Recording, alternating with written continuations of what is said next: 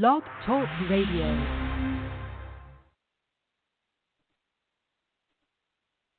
Join me, Chris Levels, the host of Politics and Prophecy on FreedomizerRadio.com, the show that seeks to educate instead of indoctrinate, enlighten those that seek knowledge and truth while exposing lawlessness and wickedness within our society.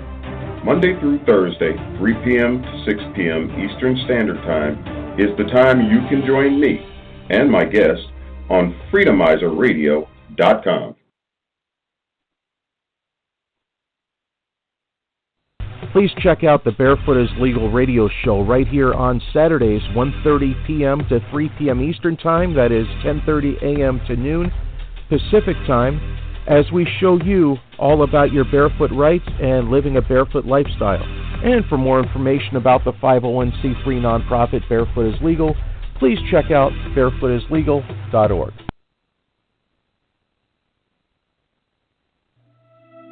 Welcome to A Billion Realities. Here's your host, Jessica Gerlach.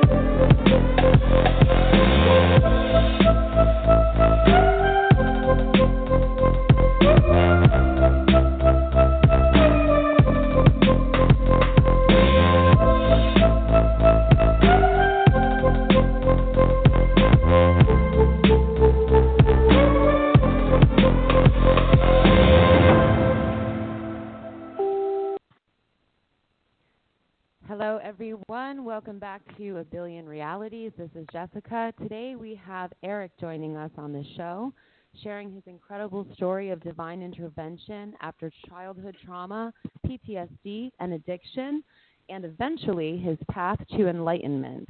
Welcome to the show, Eric. Thank you for having me. Yeah, so how are you doing, and where are you located, just so our audience knows where you're joining us from? I'm in New Jersey, northwest New Jersey, where New York, New Jersey, Pennsylvania all comes together. Nice. So that's actually pretty close to where we grew up. So, yeah, just so the audience also knows, we grew up in the same town. So we know a lot of the same people. Yes. Yep. Yeah. So how is the situation, before we get into your big story, how's the situation where you are? Are you guys feeling the coronavirus quarantine heavily, or? I think, everybody's feeling it kind of, because, I know, 2 weeks ago when I went to the store, you could feel the energy in, the grocery store. You'd walk around, you could almost cut it with a knife, and, it was different, and, I've been home for 2 weeks. I haven't been working, and it was a big adjustment for me, because I'm a very active person. I wake up early in the morning to go to work, and my whole schedule changed, So big switch. Yeah, it's a big adjustment.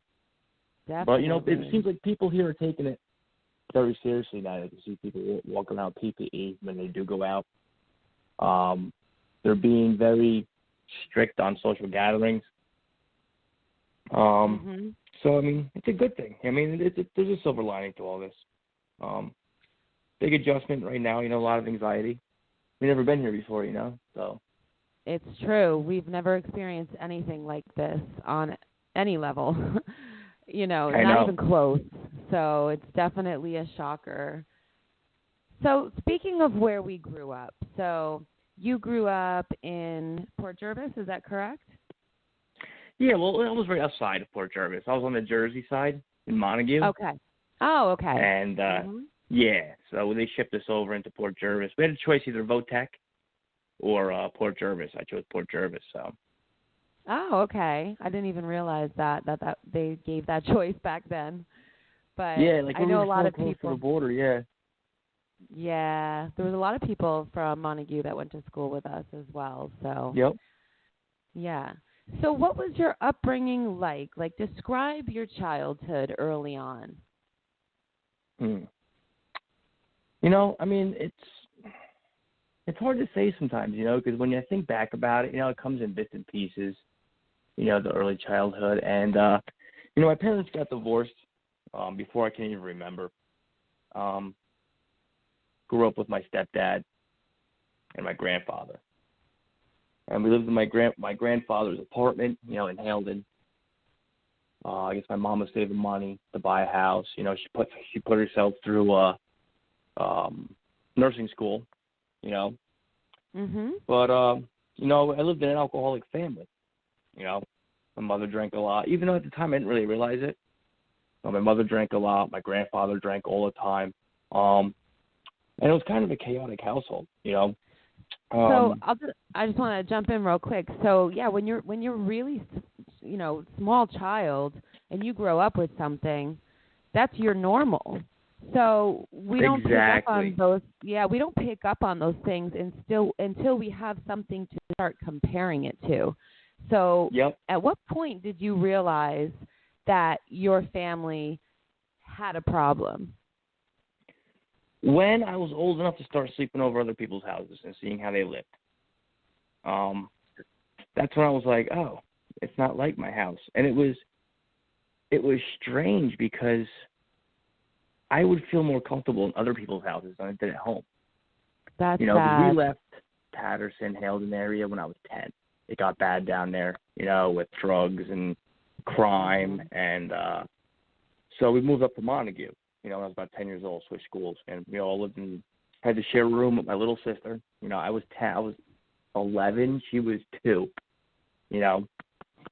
So, but my grandfather was very, very abusive. But when he drank, he would just be my mother, if she was around, the house was kind of normal, you know. But if she was out working, she was an RN, so she worked a bunch of different hours. If she wasn't home, it was like no holds barred on me. My stepfather never made me feel welcome. My grandfather would just beat me up any chance he got, you know. Wow. And it's hard. I never felt safe at home. You know, I never, like, anytime I had to walk through the door to get something, like, I was on guard. You know, my stepfather would be staring at me, just watching everything I did, huffing and puffing if I got something out of the fridge, like, God forbid I ate something. And, you know, my grandfather was he was just miserable, you know. And, like I said, I found myself, if Mom wasn't home, I didn't come home. You know, I would stay at my friend's house, and it was funny. I would, like, call their mom's mom. You know what I'm saying? Like, I'd be like, hey, like, I would have, like, 3 different mothers throughout the neighborhood. You know, I'd go to my friend's house and hang out there, you know. Well, thank God for those moms, right? Like, that's why I never reject any of my son's friends coming over. Like, they'll have tons of boys in my yard playing, and I'll feed them things and whatnot. I'm like, you don't know what kind of situation they have at home. So it might be their only chance to feel comforted or treated nicely or you don't know. I mean, they all have amazing homes, but I don't know. Mm-hmm. I know. And well, you know, actually, the anxiety I was just saying the anxiety that you grew up thinking was normal in your own home, which should have been a safe haven and your comfort zone, right? That's So I didn't even have anyway, my own room. You know, like I had to share it with my sister. You know, so it was like. So it was just, what was the abuse like with your grandfather like? Like, what kind of things would set him off, and what would he do to you? Oh, me just walking through the door would set him off. You know, he'd be drunk and mad and miserable at something, and he would just start wailing on me. You know, I remember one time he kicked me through my closet door. And if he wasn't, you know, either that or he'd be telling me I'm a piece of crap, I'll never amount to nothing. You know, he was just never nice to me ever. You know. Wow. How old were you when he was doing that? I remember one time I was probably 6 or 7. Oh my God. And I never knew anybody from his family, but I guess one of his brothers came over. I remember this instinctively. Like, I don't remember a lot, but this sticks in my mind. Remember his brother came over to visit him, and, he's drinking. And I remember I just went to look out the window. We lived on the second floor. I went to look out the window. I looked out, and he just got up and just started smacking me with his knuckles in the back of my head, just beating on me. And his brother stops and looks at him and goes, "What are you doing?" He goes, "This kid's going to grow up to hate you." And that always stood in my mind because I hated him, And, wow, of course. So it was, but I didn't know anything else. That was just the way it is, Right, but you like also you know that... You kind of just think, oh, this is normal. But you also know that it didn't feel right and that it was not a happy situation. Oh, even no, though it was not familiar to you. So yeah. At what point did you remember questioning, like, why did I get this situation? Why did those other people get this, normal, comfortable, happy situation, and, like, why did I get this? Did you ever remember questioning that? Yes and no. I don't know if it was like a poor me. I think it was more like I just wanted to escape. You know what I'm saying? I didn't want to be there. And the weird thing about this was if I just told my mother, for some, like in the beginning, she would have stopped it. But for some reason I didn't. Like, I didn't want to cause any turmoil. I just kind of, I stuffed it. Everything that was happening to me, I kind of just stuffed it down. And it wasn't until I was about 18 when all that just started pouring out like a volcano. You can only stuff so much before there's no more room left. And that's about the time I started sneaking in my mother's closet. She always had boxed wine, and she always had gin. And okay. I hated them both, but I would plug my nose and I would suck that down. And if I got enough of it in me, all that madness in my mind would just go away. And I would kind of feel like discomfortable for a change. And it was, I kind of related that to alcohol, to comfort and love. Because there wasn't many hugs in my house. I didn't really, no one really, I didn't get hugged that much. I don't ever remember my stepfather hugging me. He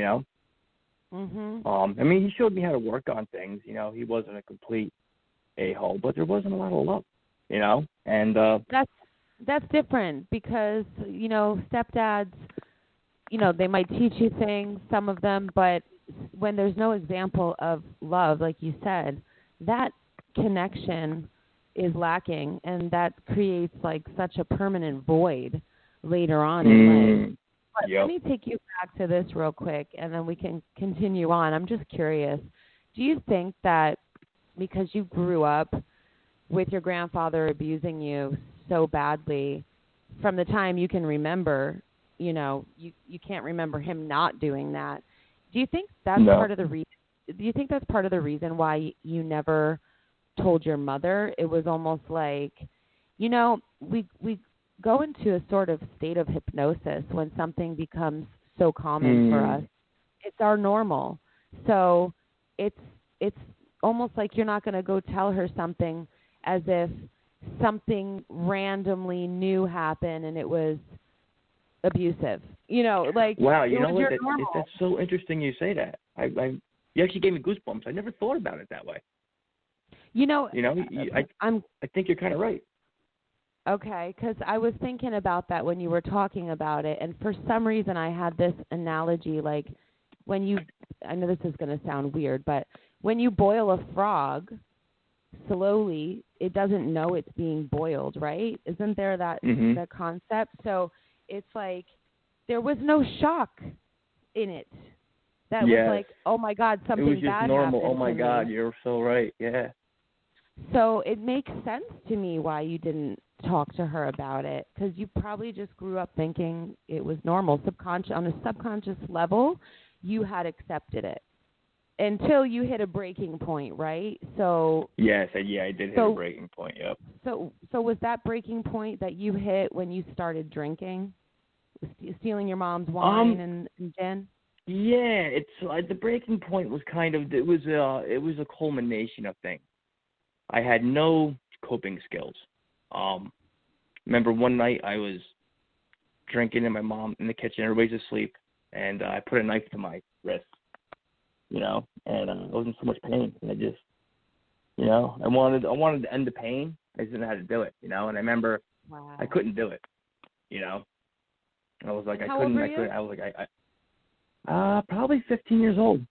Oh my, that's so wow. It's just Yeah.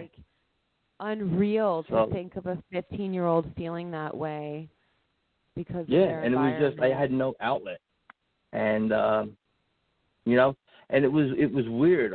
At that time I was getting bullied in school. I had a long walk to the bus stop.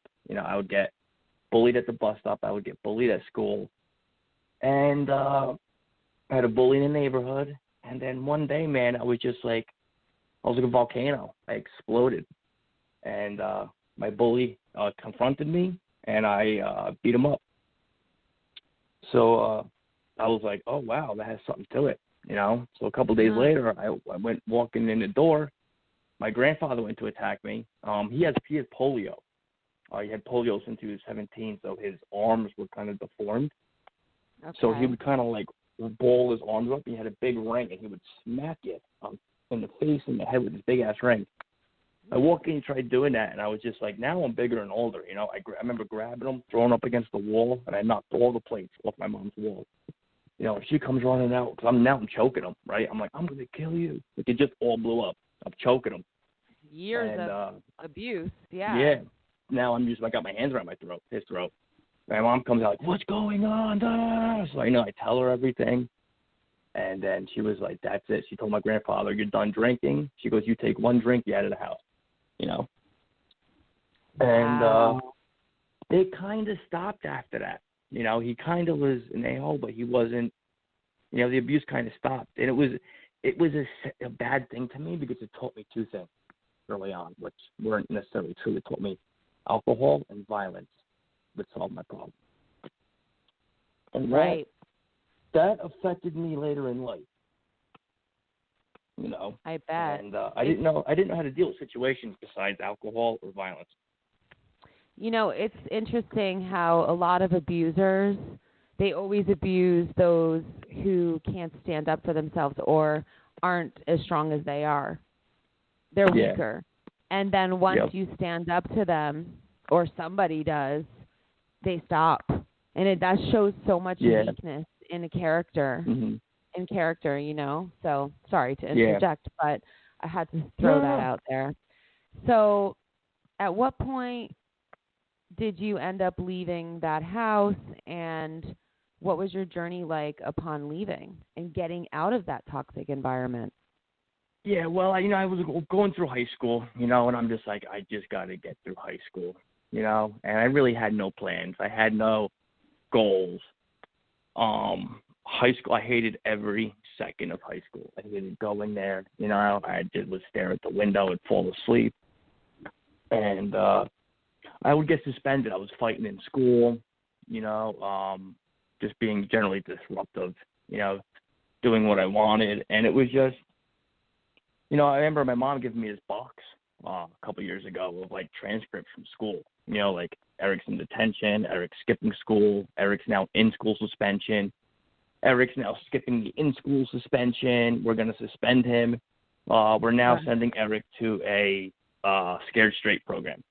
It was just it just got worse and worse. It was like a cry for help, Mm-hmm. And, my mom, she has her own problems. She was drinking and, doing her own stuff. And, I just never got addressed. So luckily, I remember going to the Scared Straight program. They all bring us to Otisville State Penitentiary. And I'm laughing in my head. I said, I'm never going to go to jail. This is bullshit, And I'm like, and I'm just laughing. They bring the prisoners in and they fake attack somebody. I'm like, this is a joke. I saw right through it. I've always been very intellectual, And, well, you were probably very insightful into, that type of behavior. You weren't naive, that's for sure, because look what you grew up with. So you could see probably I knew all if you're that. serious about harming somebody or not. You guys were not serious. It was an act. So I thought it was a joke. And I laughed it off, and lo and behold, I get arrested for assault this summer between my junior and senior year of high school. Oh, wow. And, yeah, so it was like whammo, you know. And I remember I did like almost the whole summer in juvie, you know. And I remember just listening to those bars close, you know, and it was just like a rude awakening. I remember just sitting there and going, you know, it was only 60 days, but I remember being like, I don't ever want to be here again, you know, like, wow. This is a place I don't want to be, you know. Yeah, so, of course. Yeah, it sucked. You know, and so I graduated high school barely, but I graduated in summer school, you know. Okay. So I wouldn't do any homework. Graduated. You know, I would do, yeah. So the girl I was dating all through high school, or for most of high school, her father was an elevator guy, and he was like, because I was going to join the Army. I was talking to an Army recruiter. I was going to join airborne, go to airborne school, jump out of airplanes. Oh, and, cool. Yeah, I was always into the military when I was a kid. So my mom used to threaten me with that. I'm going to send you to military school. I'm like, don't threaten me with a good time. And that's hilarious. You know, the military school would be a vacation from this place. You know. Of course. Yeah. But well, okay. So yeah. So anyway, wait. So is that why you wanted to join the services, because you wanted to have like a normal structured environment, or was there another driving force behind that? I didn't really think about it like that at that moment. Well, the reason why I really wanted to join was ever since I was little, I was just obsessed with like World War II. I would build World War II bombers. There was something inside me that was always like attracted to the military, you know? Okay. Probably and the I lack just, of it was, structure that you had in your childhood, and subconsciously you were drawn towards, I don't know, I'm just spitballing your story. Yeah. So you were drawn to it. Yeah. So anyway, the guy that I was dating his daughter, he was in the Army, and he didn't want me to leave and take his daughter, blah blah blah. So he gave me. He said I started working with him for Local 1 elevator constructors in New York City, and okay, this is a good job. It pays well. Started working with him, and this job's great, you know, because my drinking at 18, 19, I'm already a professional drinker. Okay. Yeah, you were drinking at home already as a kid, right? Drinking at home. On my senior year of high school, I was sneaking in vodka and orange juices. See, here's the thing with my family. They would never give me money for lunch money. I remember, I don't know, you might remember me in the freaking cafeteria going, hey, can I get $1? Can I get 50 cents? Can I get a quarter? That's how I would get my lunch money. Oh, that's so sad. I don't remember that about you. Change. Yeah. Yeah, no, I don't. But a lot of kids did that though, because not everybody, you know, it was common, unfortunately. Yeah. But yeah.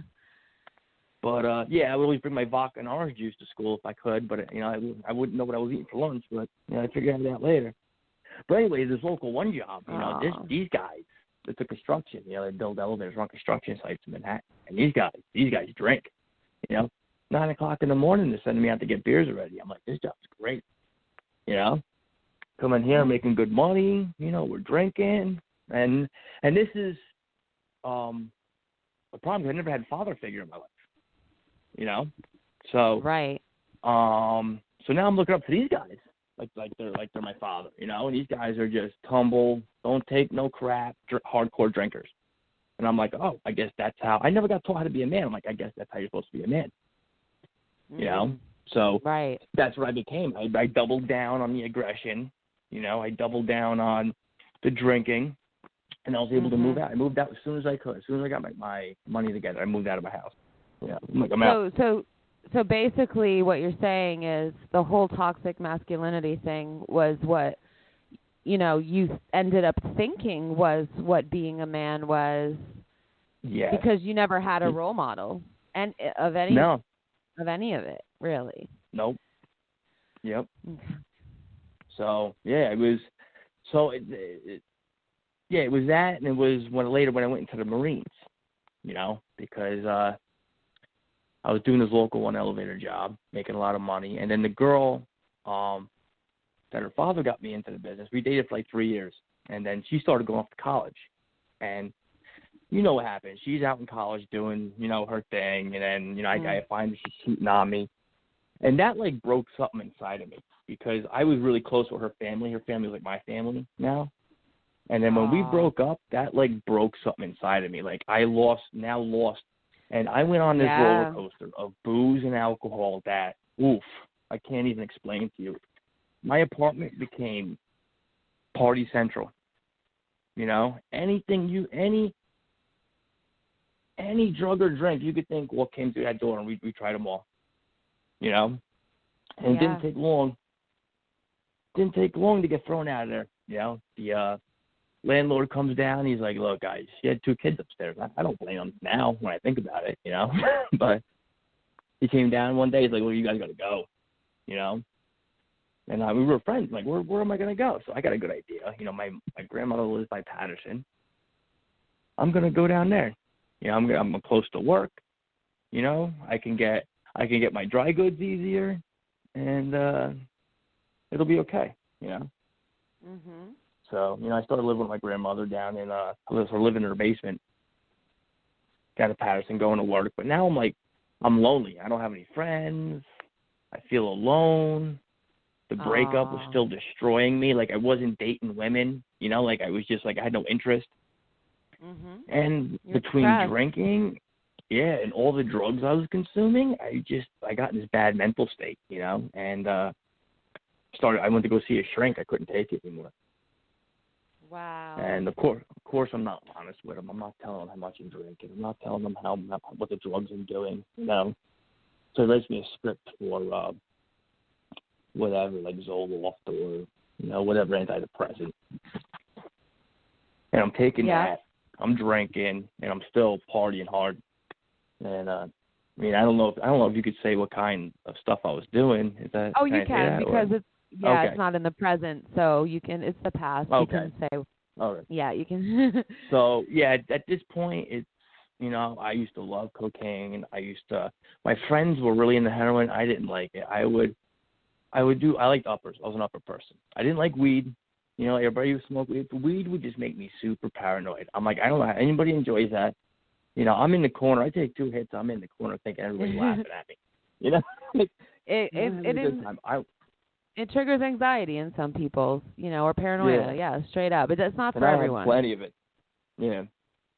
So I like to drink and do uppers. And somebody was like, well, if you like cocaine, why don't you try rock? And I'm like, oh, let me try that. And the first time I did it, I was like, man, if I'm not dead, I'm doing this again, Wow. Because, it was pretty good. And, it started off like, oh, I'll just do it on the weekends, and then it was like, all right, Tuesday, and then the next thing I know, I couldn't drive by the project where I happened to stop, and that's when I knew I was in trouble. And now I'm taking this antidepressant medication, and one night, luckily I was with my friend, I ended up ODing, mixture of cocaine, heroin, alcohol, and the antidepressant. Wow, what a crazy mix. That's scary. Yeah. So it scared the crap out of me. I woke up in Newark Hospital. I woke up, there's tubes all in me. Who found I wake you? up, I start freaking out. I'm ripping tubes out of me. There's a thing going bang, bang, bang behind me. The nurses trying to hold me down. They're like, you OD'd, relax. So I'm like, I got to get out of here. They're like, you can't leave. You're not getting enough oxygen. You could pass out when you leave. I said, I don't care. I made a big deal. You can't keep me here. It's against my rights. I signed myself out and walk out the door. Who found you in the first place? Huh? Who found you? OD. I was with my friend. We went down. We went down to Newark, got our stuff. We did it, and as we were leaving Newark, he went to say something to me, and my lips were blue, and I was leaned over, and he was like, uh-oh. And instead of dumping me, he was a good friend, because a lot of people would dump people on the side of the road. He drove me to the hospital, Thank God. Yeah. Wow. And so you think that would scare somebody to stop, But and it did for like a week. A week and only. Yeah, a week. A week later, I'm starting to dabble again. And I'm like, man, I'm gonna die. I'm like, I'm gonna die, you know? And Wow. I really didn't know what else to do.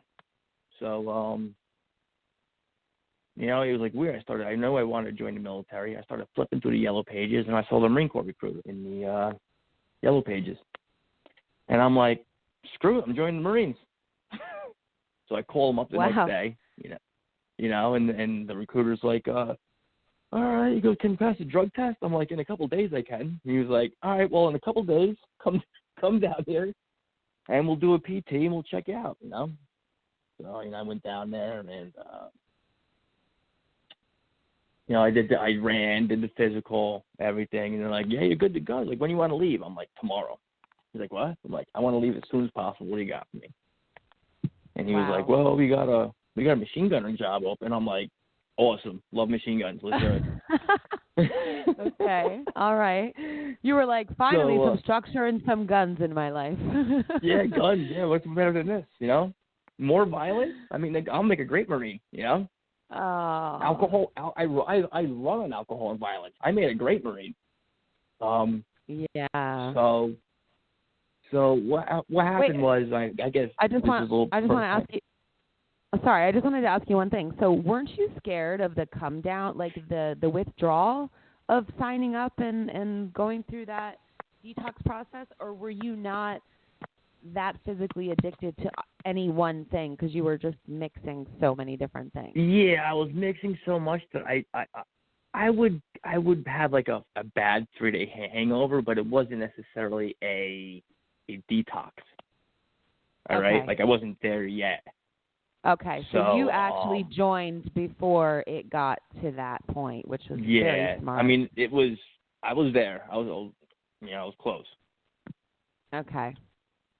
So, but yeah, I didn't get the machine gunner job. They ended up giving me a helicopter mechanic job because I scored high in the ASVAB, and they said they like to have the guys that score lower on that test to be machine gunners. You know what I'm saying? They want the guys that are a little bit smarter to fix things. So I guess it was a blessing in disguise because at that time, it was October 2002. The Battle of Fallujah was going on, and a lot of guys were getting killed and maimed, you know. Mm-hmm. And, probably God did me a favor by not making me a machine gunner, you know. Yeah, probably. Yeah. So, anyway, get to the Marines, and if you never detoxed and Marine Corps boot camp, that's a wonderful experience. I remember just getting there, I'm like, what the hell did I do? I'm getting screamed at, yelled at.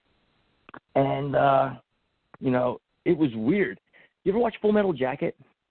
Yes, what a crazy movie. Yeah. And I was just going to ask you. It's like that, but Marine Corps boot camp is more violent. Like, you think Full Metal Jacket's bad? No, it was, when I went, it was more violent than that. Within the fourth day there. What are you going to say? Mm-hmm. Oh, sorry. No, I didn't mean to interrupt. Mm. Did it trigger you? My fourth day there, my drill instructor already threw me through my rack, choked me, I'm like, well, I feel right at home. Other people are freaking out. I'm like, this is nothing, whatever, Oh, man. But I loved it. I loved being a Marine. It's the best thing I ever did. Commitment, things I never had, structure, how to make a bed. And something that I really lacked was just self-discipline and what's the word I'm looking for here? Just being self-confident. Right. Because I was always had my head down and I didn't want to be a center of attention. I think everybody's laughing at me. And, they really build you up when you're in there. You're a United States Marine, you're the best of the best, you're a fighting machine, and it's amazing what they can do to an individual 12 weeks, And plus, you were used to being torn down completely, so it's not a surprise that, you had that lack of self-worth before going in. Yeah. But then you went in, and they kind of tear you down at first, but then they build you up. Yes. So that's something that you hadn't ever experienced before. No. And that leads me to my second point was that is, again, I look at them as like father figures. because after all the BS is done and they're done torturing you, they do really. I thought being a man was this ultra macho, I'll punch you in the face if you don't say what I like crap, and it was just between that construction, that's what I thought being a man was, drinking and fighting and drinking, and I like being a Marine, but and I patted myself on the back because I stopped doing drugs the whole time I was in the Marines. I didn't touch drugs once. But every chance I got really drunk. Really, really drunk. Like my roommates would ask me, think you have a drinking problem? You blacked out and you peed and then in the Foot Locker, well, it's crazy. I'm like, nah, I won't drink tequila, or it was this, or I didn't eat. It's always an excuse. Yep. But, but it was a good experience. Being a Marine probably saved my life, because it taught me things that I didn't normally have. But after, a while of being a Marine, I got sick of being told what to do, and they were getting ready to go to Afghanistan, and they're like, oh, I was getting out. They're like, you want to re-enlist? I'm like, no. They're like, oh, we'll give you sergeant, to re-enlist. I'm like, no, I don't want it. I'm good. I'm not even. I was like demotivated at that point, I was getting. You can't even go on. You can't go anywhere without their permission. I was getting sick of like the hurry up and wait, all the stuff that comes with the military. So I just wanted to go back home. I had the elevator job waiting for me. I knew I had a good job waiting for me. There was nothing really keeping me there anymore. It served its purpose. Okay, let me ask you one thing. So when you were in the Marines, and obviously you felt this newfound self-confidence, self-worth, they built you up, but you still were destroying yourself with alcohol. So how do you explain that? Why do you think you kept drinking that heavily, even though you were, part of yourself was feeling better? But there was obviously another part of you that wasn't. Yes, and it's funny. I didn't realize it until years later, until I got hypnotized for smoking. And the woman's like, "Why do you keep smoking?" And it was like, I was quiet for like 3 minutes, and all of a sudden it came out. I said, "Self-destruction." There was still something inside me that hated me. I didn't like myself. I had like this deep-seated. I was very confident and blah, blah, blah, blah, but at the same time, I just didn't like myself. You know what I'm saying? Like, I didn't. A subconscious level. Yes, and I was emotionally twisted. Like it was hard for me to have relationships with people. I created love with sex, and I didn't know how to be loved or accept love. It was just weird. And, because that all stems back to the trauma that you grew up with, absolutely. And, the heavy drinking and the continuing to do damaging things to yourself, I've had to learn this too, that those are all the results of unhealed trauma. So you went to the Marines and you fixed the conscious aspect of yourself and maybe part of the subconscious by feeling better about yourself in your day-to-day life. But the subconscious, yes, because that wasn't dealt with yet. And it's funny because looking back at it now, I still needed the alcohol. I didn't need to get drunk every day, but I needed to catch a buzz all the time just to feel comfortable in my own skin. Like the self-confidence wasn't enough. It was just still this underlying uncomfortability that I had. And it's just hard to describe, like just uncomfortable in your own skin a little bit, But, so anyway, I get out of the Marines. I start living in Jersey City, because it's close to New York. Had like a 5-minute commute, really nice. Jersey City was an awesome city back then. Now it's too expensive, you can't afford it. But I lived there. But, I'm just bound. Yeah. But, I had an apartment with my friends. We were partying all the time. And I just hung out with people who partied like me, and people who thought like me. And, like, if you didn't drink, I didn't trust you. That was one of my grandfather had a few different sayings that always stuck with me, and it was like, don't trust anybody that doesn't drink. and you don't trust anything that bleeds for a week and doesn't die. And it took me years to figure out what he meant about that. I'm like, what the hell? He would tell me that when I was 9. I'm like, what is this guy talking about? You know, and I get older, I was like, oh. Oh, wow. That's brutal that he told you that as a 9-year-old. Those are his 2 gems of wisdom that he left me with. Thanks. You know? That's brutal there. Like. Yeah. But, yeah, I'm in Jersey City. I got some friends, you know, I'm hanging out, but I'm just lonely. You know, inside me, I just have this loneliness that just kind of just doesn't go away. And I'm kind of like going from relationship to relationship, and I'm just meeting like girls that are just constantly trampling on my heart because I'm meeting them in bars. I'm meeting women who like to party like me. You know? Right. And that's not necessarily, you know, wifey material. Yeah, so they're just in the bars and hooking up and that culture. Right. Yeah. So it's like I'm just depressed. I would get bouts of depression, come out of it, you know, back and forth. But, you know, like drinking still wasn't a problem, you know. So anyway, I thought anyway. Like there would be random times we'd go on vacation, I'd wake up naked in a hallway peeing in a plant. But that was, you know, I had too much tequila, or I didn't eat, or, you know, there was always the excuse. Yeah. You know? We've all been there, trust me. Oh, man. Oh, the drunk-a-log is fun. But anyway. I remember telling, so I remember we're drinking with my friend. I remember telling him, like, man, I just need a good girl. That's all I need, you know? He looks me dead in the eyes. This is the most honest thing he ever said to me. He goes, what does a good girl want with you? And I was just like, holy crap. They like cut through every one of my defenses. You know? Wow.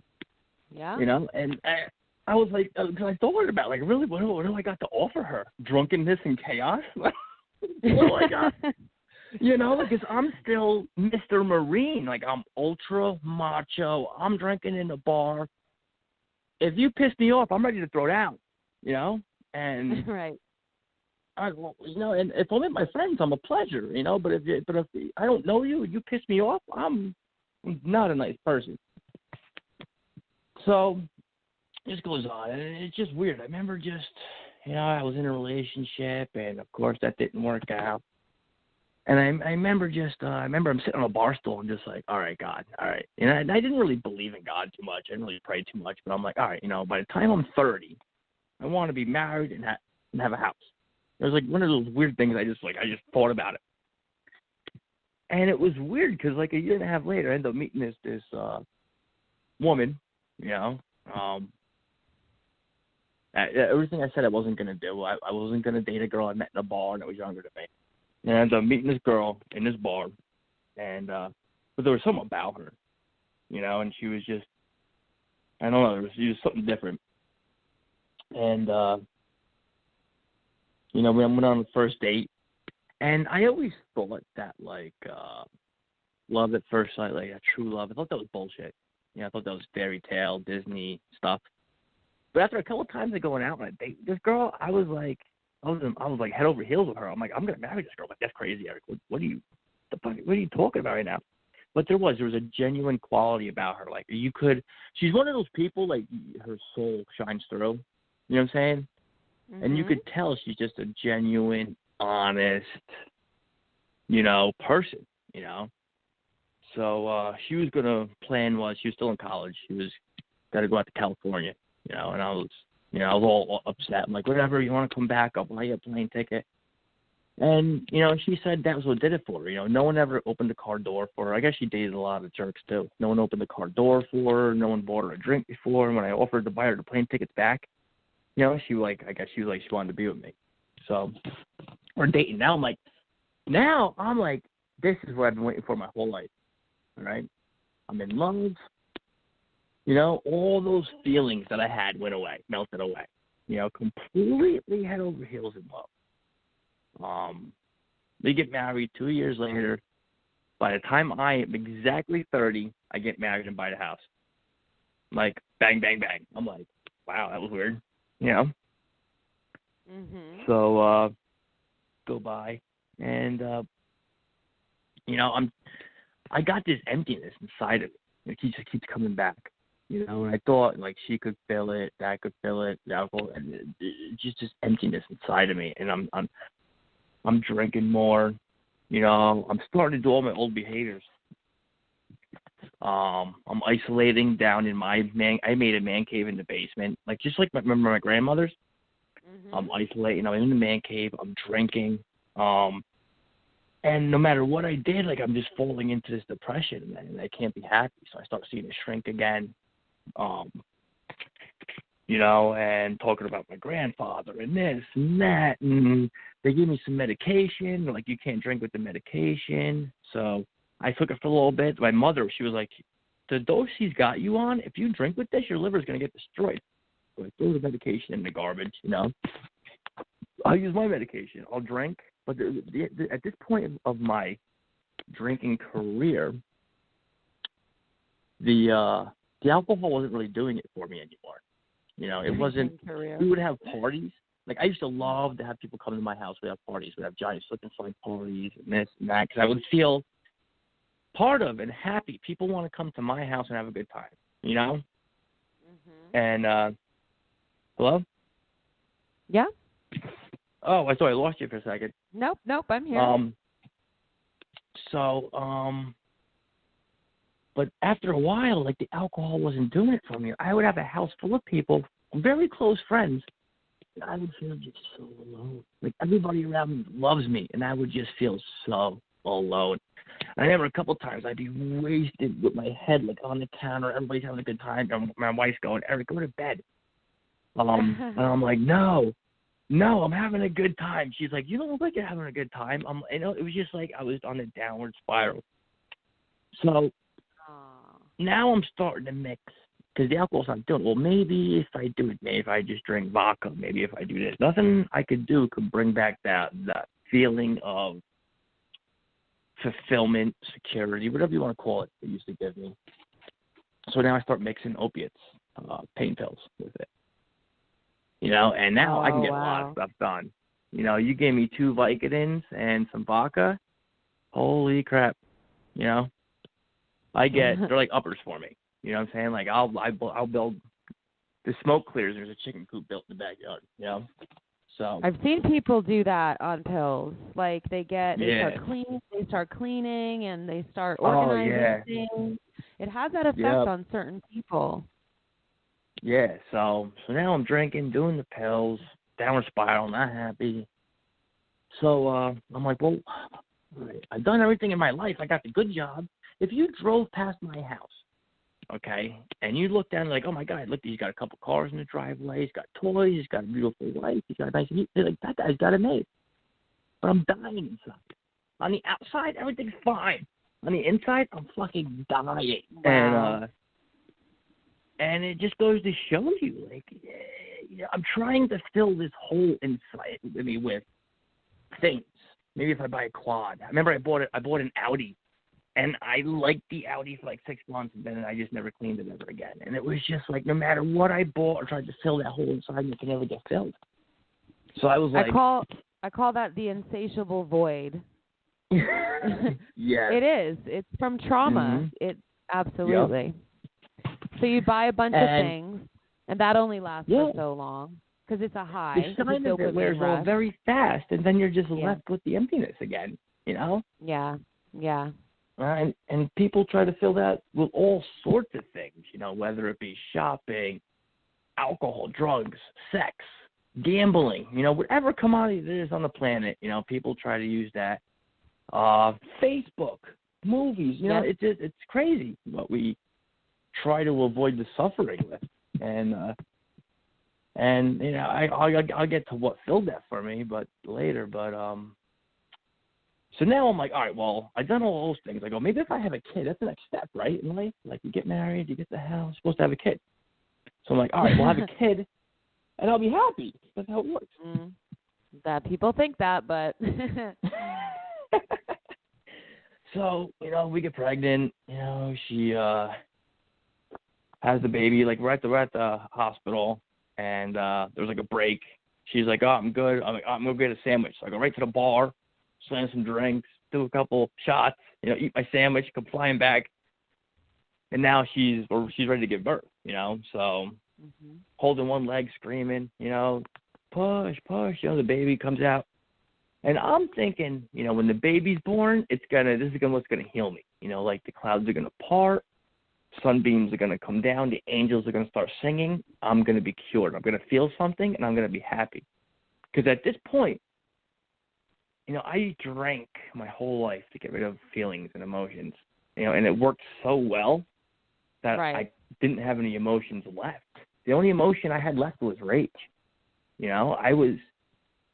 At this point, if she pissed me off, I would throw our living room furniture, off the back deck into the backyard, like an insane person. Yeah, and, that's unhealed trauma again. Yeah, gotta say it. Yeah, And that was another thing. Cause, I remember the psychologist they said you have PTSD, and I'm like, well, from my childhood, because I had all the symptoms. You couldn't touch me when I was sleeping. I would wake up swinging, violent. Half the symptoms that on the list I had. No surprise there after what you've been through. Yeah. Yeah. So anyway, the kid's born, and I'm expecting the angels apart. The clouds depart, light to come down, the angels start singing, and there was none of that. I remember holding my son. I'm just looking at him. I feel nothing, and I'm just like, just another mouth to feed. And that's when I was like, I'm fucked. Like, I am screwed. I'm done. There's nothing that can make me happy. I've tried the psychologist. I've tried the consumerism stuff. I've tried falling in love. I tried buying the house, the kids, the job, nothing, So because you were looking spiral. You were looking for outside circumstances to fill the void, but really it had to be within you. But we'll get there. Yeah, exactly. So this is a turning point for you. So you're like, I did all of these things that are supposed to make people happy, but here I am feeling like crap still. Exactly. So is that when you went to a therapist? Not really. I was kind of done with therapists. I was kind of done with everything. I'm just kind of like, well, there's no point to it. I just started getting as fucked up as I could. I just started like drinking, and I was spiraling out of control because I went from a person that I would drink as soon as I woke up until I went to bed. I could drink all day long and be fine. But now I could have a couple beers and I would black out. I don't know if my liver was just saturated or what was going on, or if that was just, life's way of saying it's time to give it up. Because before this, I never had any signs to give it up. I got pulled over drinking a few times, probably like 5 times, but my military ID always got me out of it. The cops always respected my military ID and let me go. And that became a crutch for you, unfortunately. Yes. Yeah. I was like, I can get away with anything. And so now it's bad. I'm becoming the person I hated most of my life. I'm becoming my grandfather. I'm verbally abusive. I'm everything but physically abusive. There was a 50-50 shot on Saturday morning when I woke up if my wife and the kid were going to be there, because she started going to Al-Anon at this point, which I didn't know.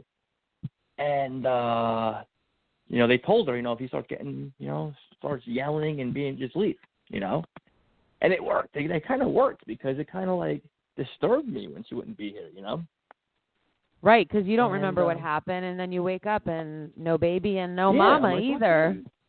Exactly. So this went on for a couple months. And then, she was getting fed up with me. She was like, I'm pretty sure she was getting ready, like, I'm done with you. Yeah. But I remember this one night, I guess it was Saturday morning, came home with a bottle of Tito's, and woke up, and I'm like, she's not there, the kid's not there, and this time it was just a different feeling. I had like this different knot in my stomach. I'm like, something inside me was like, you really did it this time, So I'm calling her. She wouldn't pick up the phone all day. She went the next day she picks up the phone. She was like, "You remember what you did?" And I'm like, "No." She's like, "You went in EJ's room," and she goes, "in a blackout, and you peed in his crib with him in it." And when she told me that, I felt like a monster. You know, and I felt like now I'm a danger to my son. You know, right. And that's when I honestly told her, I said, "Look, I'm done. I'm done drinking. I give up. I don't want to drink anymore. I'm done." So she comes home, and I honestly meant that. And 3 days later, you know, I'm driving home. I see the liquor store. Not even thinking, I pull right in. You know, get my stuff. Because I'm the kind of guy now where I gotta drink all the time. If I'm not drinking, I'm getting panic attacks. You know, so I got tall boys between my legs. I got airplane shots hidden underneath the seats. You know, I'm drinking and driving. Wow. You know, I come home and she looks at me. She goes, 3 days? You're drunk already? She goes, "Why are you drunk?" It was the first time in my life I looked at her in the face and said, "I don't know." It was the first time I realized that I have a problem. You know? Wow. So. Because even that incident with your son in the crib, you know, that wasn't even enough to jolt you out of it. So no. I'm sure that was pretty shocking for you even. You know, like I can understand you driving to the liquor store and it's just like force of habit. It's your usual routine almost. But the fact that that incident with your son didn't interrupt it is what really showed you that, okay, like I'm seriously headed for disaster. How powerful the addiction was. Like I kept kidding myself. It's funny how delusional you are when you're in an addiction. Your addicted life seems the only normal one. Like the weird. Like I thought it was completely normal to drive with a vodka bottle underneath my seat. You know what I'm saying? Like I would be driving and someone would see it and they'd be like, "What's that?" I'm like, "Oh, just don't worry about that. It's not, why are you driving around?" You know, like it was weird. To me, it was perfectly normal. You know? Right. So, you know, you get deluded, you know, into thinking all of this stuff that you're doing is completely normal when it's not, you know. And to be honest, you were really lucky too, because you could have killed yourself or another family, and absolutely. Luckily, nothing like that. You know, somebody was protecting you. You know, upstairs. Mm-hmm. Yeah, no, it's one thing I wasn't a very spiritual person, but I always felt like I had a guardian angel, you know. You can feel that. But, yes, there was a couple times in my life where I was like, wow, I just got saved. You know, between, you know, being a kid and playing Speed Racer on those, remember the roads, you know, up by our high school, all the twisty, windy roads, and yes, you know, I'd be racing down those, and then the dangerous elevator job, you know, I almost got killed, and it was just a few times, you know, and I was like, wow, you know, I got saved. Wow. But yeah. Okay, so you're having this moment where you're like, oh my God, I have a problem. So what do you do? Well, I was kind of dumbfounded. I didn't know what to do, you know. But then I realized, you know, one of my friends that I went to, he grew up in my neighborhood in Montague, lived down the street from me. He lives in the town I live in now. And someone told me that he went to this thing called AA, and he stopped drinking, you know. So I called him up, and I'm like, I think I got a problem with alcohol. I'm like, you know, could you bring me to one of those? And he's like, sure, you know. Comes, picks me up, brings me to a meeting. We go into the basement of this church. And first of all, it's a church. At this point in my life, like, I am so anti-religious, it's not even funny. Like, everything negative about religion. You know, I focused on how, like, it starts nothing. Like, how many people have died because of, like, organized religion? You know, like, I focused on just all the negative crap. And I want nothing to do. I actually disliked it so much. I would love to argue with people about how wrong they are. That remember having Thanksgiving at my aunt's house, and she's very religious, and she wanted to say grace. So as she's saying grace, she said Jesus or something. I remember I just growled. I went, like, that's how angry I was about it. And she was so nice. She was like, Eric, no growling at the dinner table. And it was just like, but that's like the resentment I had against it. I don't know what it was. And so we go into the basement of his church, and I'm just like, I'm looking for a reason to hate this program, because deep down inside, I'm hoping against hope I'm not an alcoholic. Really, my idea is I'm going to go to these meetings. I'm very small. I'm going to go to these meetings. I'm going to learn what their secret formula is, and I'm going to learn how to drink on the weekends like a normal person again, because I can't live without alcohol. That's my whole life. I've never done anything sober, Mm-hmm. So I get down there, get to this meeting, and I'm full of fear, man. Like, I'm not a very fearful person. Like, I was in the Marines. I was like, fear is not in my vocabulary. But you take the alcohol away from me, and you make me try to feel some feelings, and I'm shaking. Like, I'm walking into this meeting, and I'm physically shaking. And sit down, they start going around the room. And now I'm just like, I want out. I want to run out of this room, And I hear them talking, I'm looking. And they got the 12 steps on the wall. And a couple of the steps mention God, and I'm like, that's it. Program. I don't do religious programs. I'm not doing this. I'm out of here. So at the end of the meeting, everybody holds. Because it's hard to believe in God when you grew up in such a traumatic environment. So that's definitely understandable. Yeah, and I don't know what it was. Like, I remember, if you really want to get into it, I remember being a kid, okay? And I remember probably 5. And I remember just laying there in bed going, what happens to me when I die? What happens to me when I die? And I remember being terrified, thinking it's just going to be this void, this blackness forever. And I would cry. And I would just cry, lay in bed and cry. And I remember my grandmother, God rest her soul, I loved that woman. She was she gave me, my grandmother, I remember, heard me cry. I was staying at her house. I was seeing my dad for the weekend. And she comes out to go to the bathroom. She hears me crying. She's like, what's the matter? And I'm like, I don't know what happens to me when I die. She's like, you don't know about religion or anything? I'm like, no, we don't talk about it. So she sat down and taught me about Jesus and this and the other thing. She gave me a Bible. But whatever she did worked because I stopped worrying about dying. Never read the Bible. Nice. But right. it was nice. Okay. She ended up dying when I was like 13. And those feelings all came back about death. And I took the Bible that she gave me. I read it, and I read Noah's Ark and Adam and Eve. And I'm like, this is the biggest piece of – like, people believe this? People believe every animal in the world got on a boat.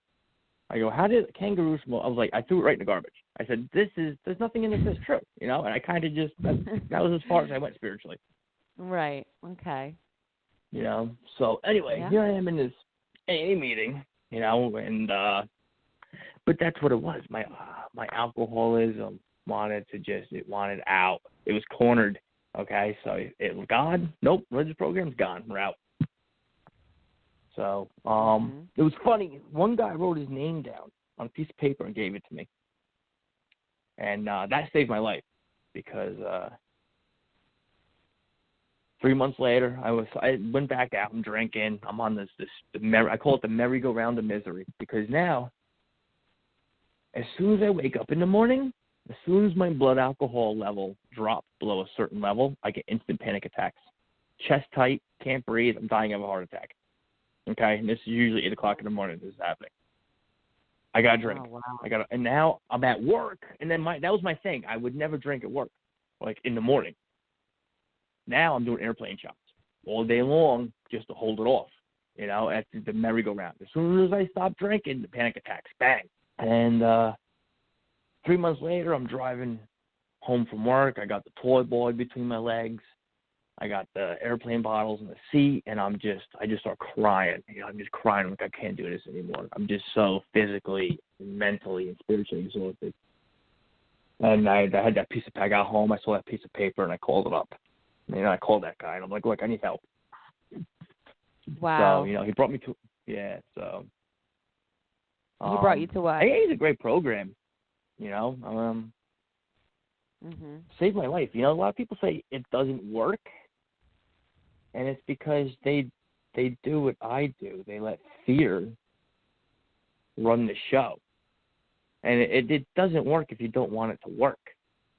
You have to be ready. You have to be ready, and you have to want it. You have to be like, I am sick of hating myself and my life. Yes. And I'm glad you said that, because you know why?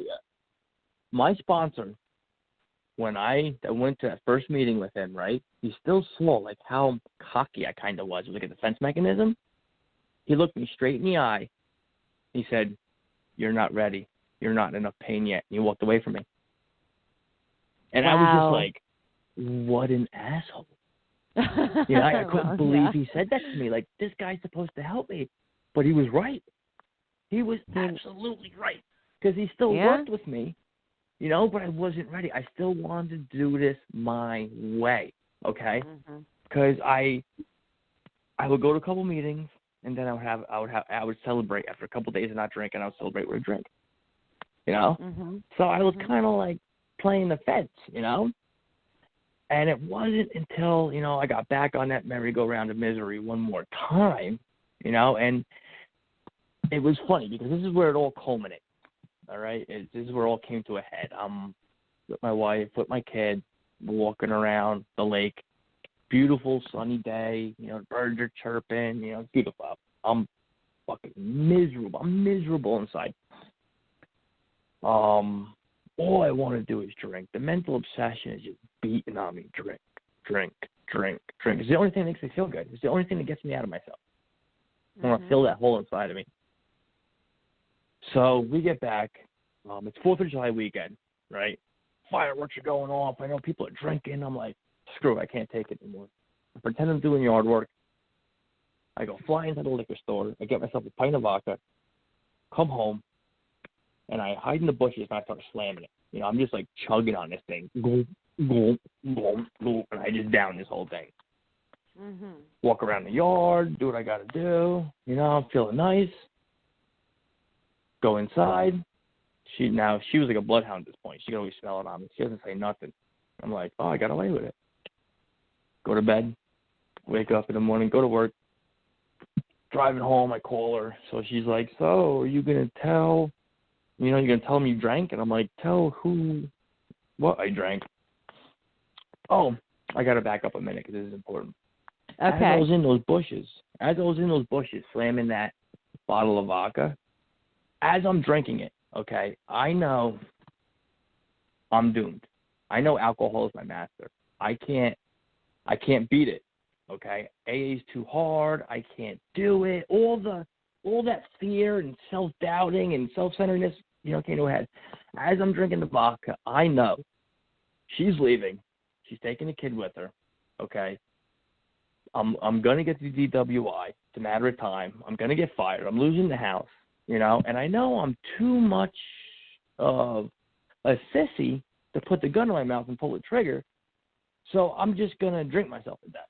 And I don't know how long that's going to take or how miserable that's going to be, but that's my what I do condemn myself to because I don't have any other choice. That's my only solution. That's really common. That's a really common way. Yeah, unfortunately. You know that you're actively killing yourself, and you're trying to. Yes, you're aware of it. And that's the thing that people don't realize about addicts. We are absolutely aware that we're killing ourselves and dying, and we don't have a choice. It's like we have lost the illusion of choice. I'm no longer in control. I have to drink. Like heroin addicts, I work with people to help try to get them sober, and heroin addicts very hard. It's very hard to be successful with them. But I remember I had one, and especially with the fentanyl going around. And he told me every time I put a needle in my arm, I know I'm playing Russian roulette. But he goes, I like the taste of the barrel, and that really hit me. I was like, wow. every time they do it, this could be the last time, but they can't. You know, and that's why I get so mad when people are like, they have a choice. No, there is no choice. The illusion of choice is left a long time ago. You know, are they choosing to destroy everyone around them? No. You know? Yeah. Because addiction isn't just, we like to think addiction is just, it just affects us, human beings. You know, because alcoholics and drug addicts are very self-centered people. You know, yet the disease stems from self-centeredness, you know. And it's weird. We think it just affects everybody around. It affects the whole family unit, you know. And definitely. You know, and it takes years after you're sober for them to really get healed by it. To believe you and to heal. You know, there's a thing called a living amend that we have to do. You know, I have to. I'm getting ahead of myself. That's okay. Let's definitely go back to you going to AA. So at first you were like, okay, religion, I'm out, right? And then you found yourself completely broken again with your situation and your addiction. And so you decided to go back. Yeah. And what was that like?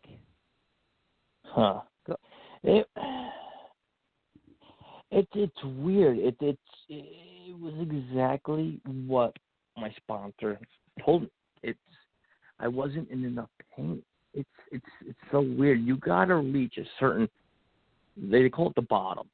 You know, it's like, well, I wanted to get better, you know, but I wasn't in enough pain. You know what I'm saying? My ego is still like, I got this. I can do it my way, you know. And I had to go back out there and experiment a few times and realize that I am powerless against this no matter what. Because I have very good willpower.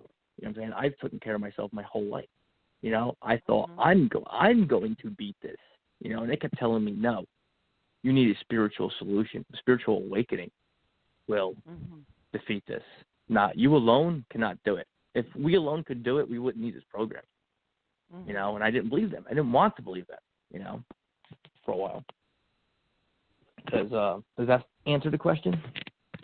Yeah, I'm just curious as to when did you finally reach the point where, you know, what happened to finally get you on the right track after those ups and downs and going back to it? What was the turning point that actually put you on the right track? Okay. Yes. So I'm in the bushes drinking. I know alcohol has become my master. I'm going to lose everything. I don't care. I've consigned myself to die an alcoholic death. Well, my sponsor ended up calling me the next day. And he was like, why don't you come to my house? We'll do some, you know, big book work. We'll go over some stuff. We'll go to a meeting. And I'm just like, yeah, whatever. So I go over there. Not really listening to anything he's got to say. I really don't care, you know, because what my wife didn't realize, I was done. You know, this doesn't work, blah, blah. So we go to a meeting, and it's a speaker meeting, and this woman's telling her story. And she had red hair. I don't remember her name, you know. She had red hair, and she stood when she spoke. Everybody usually sits. She stood. And it wasn't so much her story identified with. There was a power about her. This woman had a presence. Like, there was an energy emanating from this woman. And I was getting goosebumps, you know, and I'm all into the story. And anyway, the meeting's over. Shake her hand. I say, thank you. Get in my car. Start driving down the road. Turn on the radio. And it was weird because for a split second, I thought I heard gospel music on the radio. I'm like, is that gospel music? I'm like, what? And as I'm thinking about that, all of a sudden, like I inhale, and as I exhale, I go, everything is going to be okay. And this energy goes from the top of the crown of my head, shoots through my body down to my toes. And it was like God tapped me on the shoulder, said everything was going to be okay. And I can't even describe the feeling that came over me. It was serenity. Divine intervention. Peace. Wow. Yeah, bliss. Wow. I've never felt anything like that in my life. It was better than any drug or drink I've ever taken in my entire life. I've never felt so calm and peaceful and happy. Like the joy was just like emanated out of it. And it was just like, at that single moment, it blew the doors off of any walls that I had built up from spirituality. Any prejudice that I had completely shattered it. Because what happened to me, I was like, oh my God. Now, I say God because it's just easier for me to say. If I say Shiva, you're not going to know what I'm talking about. Or if I say, you know what I'm saying? Like, call it Shiva, Spirit, Atman, whatever you want to call it. Creator. I say creator. I told you that before. It doesn't. Look, it doesn't matter what you call it. It's all the same thing. It is. It touched me on the shoulder. Said, now's the time. You know, everything's going to be okay. And he, she, whatever it just gave me a taste of what it could be like to live, to just be free of all of that, free of myself. And the tears of joy were just streaming down my face, and I'm driving and I'm crying, and I'm like, oh my God. I pull into the driveway, I hop out the car, I'm like dancing into the house, like, you know. My wife looks at me and goes, what the hell is wrong with you? you know? Never seen you like that before. I just had the spiritual awakening. I tell her the whole thing. She's like, you better go call your sponsor, you know? So I call him, and he's like, that's amazing. You better hold on to this. And I remember I couldn't sleep. The energy was just, the feeling was just, oh, my God, I can't explain it. I laid there. I was up till like 2, 3 o'clock in the morning. Now, I got to wake up at 4:45 to go to work. And I'm praying. I'm like, all right, God, I got to go to bed. It's the first time I prayed in who knows how long. I'm like, please, do not let this feeling leave me in the morning. Please, you know?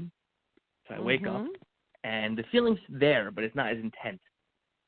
You know, when I go to work, everything just seemed different. And every day it got a little less. And by like 3 or 4 days, it was gone. Well, it was enough to propel me in a direction. I wanted that. Whatever the hell that was, that's what I wanted. I don't want drugs. I don't want drinking, whatever. I want that. You know? Wow. Amazing. And I know the feeling that you're talking about. So I love this. Yeah, and this is where it gets good. I love talking about this part, you know? And so I did. I started diving into the 12 steps. And what's amazing about it is they're all designed for a reason. They're all in order for a reason, you know? It's like you're uncovering stones about yourself, you know? You got to write an inventory. You got to see where your what do you call it? The traumas are, or traumas or emotional deformities. Okay. You know, is a good word. Yeah. Are okay. You know, and like exactly traumas. This you're writing an inventory sheet, but you're focusing on yourself, not other people. Like, where are you wrong? And what I came to find out is I'm selfish and self-centered to the core. You know, that's usually most of what my problem is. So, well, you're right. You were in survival mode as a child. Like your whole life, you had to literally protect yourself. You had nobody who really was doing that for you on the level that should have happened. So you had to be me. And that's understandable. Yeah. But what I didn't realize was, you know, me, okay, is my obsession with self was the root of all my problems. You know, all my anxiety, all my fear, all my frustration stems from my obsession with self. You know, so I go through all the steps, you know, as enthusiastically as I could, you know, and at the end of the program, what you're supposed to do is you're supposed to turn around and help them mix alcoholics. And I couldn't wait to do that because my whole life I kind of was just me. You know, I didn't really care about you. And to turn around, because it's funny, once you find, like you probably felt it before, when you have that spiritual awakening, okay, you want to run around and be like, look what I found. This is amazing. You all can have it. You know, and people are like, you're crazy. Get away from me. You know? Yeah. You know? They're like, you're weird. And, You're amazing. But you're so like, it's amazing. You know, like we all have access to this. Like, the way you understand. Yeah. And I was like, oh, but you know, people aren't ready for that. But you know who they are? People who are suffering. People who are. Yes. You know what I'm saying? Suffering is the sandpaper that shapes our, you know, our incarnation in this life. You know, people that are suffering are willing to try anything. You know.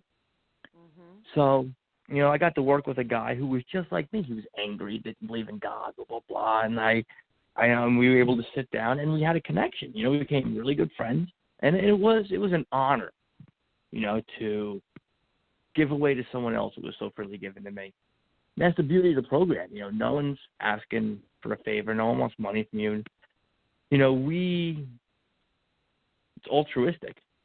You know, Mm-hmm. I help myself by helping you.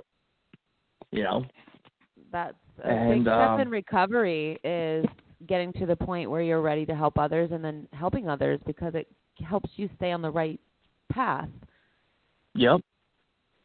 I wanted to jump in and say, sorry. So you know how there are the stages of grief in when somebody dies or when there's a bad breakup of somebody that you know you really loved, or it's a long-term relationship and there's a breakup, or if somebody passes away, there are stages of grief. Are those 12 steps, do they kind of cater to whatever steps an addict goes through during recovery as well? Are there stages,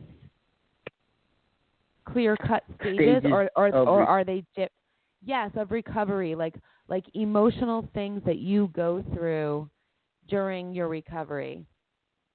Are there stages, or is it different for everybody? Because I don't know this. Yeah, no, it's different from everybody, and that's what I like to tell people when they do this, is that there's no cookie-cutter way about it. My path is different from your path. I can show you what I did, okay, and you can emulate that. You can try to follow that as closely as possible. This is what I did. Try that, you know. But for everybody, it's a little different. But in the beginning, what it usually is for most people is they come in, they're in a ton of pain, and they just want the pain to stop. You know, they kind of, not so much like, oh, that's it, I'm never going to drink again, because in the back of their minds, they're always like, oh, I would like to drink again, you know. But then, you know, they learn that, you know, to drink again is to die, you know, or get back on that misery. And, you know, and then you start facing yourself. That's the beauty of this. Like when I talk, and I go to meetings and talk, I introduce myself as a grateful alcoholic. I'll get up on the podium, I'll be like, my name is Eric and I'm a grateful alcoholic. And half the room will be like, what is he talking about? But I'm a grateful alcoholic because if it wasn't for that pain, that suffering, you know, all of it, you know, the abuse, I never would have been ready. My ego would have never been beaten down enough to accept the spiritual angle, you know? And once I had that spiritual awakening, it filled that hole inside of me that I was trying to fill with drugs, alcohol, sex, money, power. You know, it filled it. It does. And, you know, the greatest gift I got from the program is I'm comfortable in my own skin. You know, that's all I wanted since I was 15 years old. I just wanted to be comfortable in my own skin. Right. You know, and no matter what I did, I couldn't find it. And, you know, being spiritual, do any spiritual practices and have these spiritual experiences that fills that, you know, and it's amazing. It's better than hitting the lotto because, well, let's take actors and rock stars for example, okay? You're a rock star, you know, you're famous, you have all the cars, the houses, women are throwing themselves, you got everything you could ask for. They're still suffering, you know. When you've had the finest drug, the finest drink, the finest of everything, and it still doesn't fill out that hole inside of you, and you don't know what else to do, you know, that's a lot of times why they off themselves, because they don't know what else to do. They were looking in the wrong directions. Of course. And the problem is when you seek out all of these material things that you think are going to fill the insatiable void of emptiness, that you feel inside and sadness, the problem is the answer is actually within you, right? But it's so hard to explain that to a person who hasn't gone through literally the depths of despair and come out on the other side in some type of enlightenment or spiritual evolution. It's not something you can explain, unfortunately. No. We can talk about it, and we can hopefully plant a seed that might start growing for people, and I think that it does for some people, but it's a really difficult thing to explain because I have people that I've had in my life that I've been close to who are just not spiritual at all, and I wasn't always as spiritual as I am now either, so I can't be mad at them for that, but we just can't seem to meet on any type of level because we live in different dimensions. I have a whole other, and it's I have a best friend I grew up with right now like that. And I just wish that they would learn and do the work and allow themselves to because if they had a taste, it would change their lives, but they're just not interested. It absolutely would, and it would give them such a different approach and perspective and happiness and all the things that you get out of a spiritual journey. And I'm not saying it's always perfect or amazing, but there's, it's just taking a lower vibrational mentality or energy or person and just wanting to let them feel how it feels to have a, like when you meditate, right? The way you feel right after a really deep meditation. But anyway, I know what you're saying. You're right. You can't describe that to people. They have to experience it. And what helps me with one of my best friends, he's been my best friend since he was 9, and he just doesn't. He's seen how this is completely transformed me from somebody who was just an angry individual into, someone who, I have become the person I never had in my life to my kids,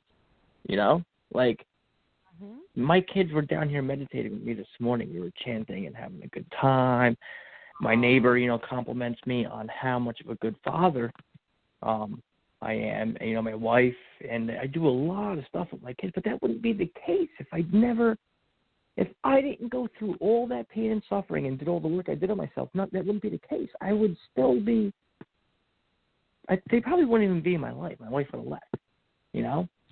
For sure. So it sounds like it.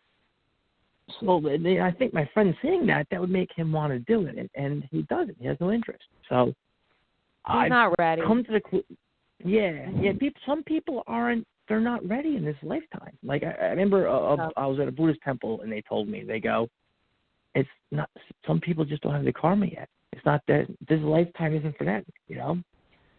So you just have to accept it and move on.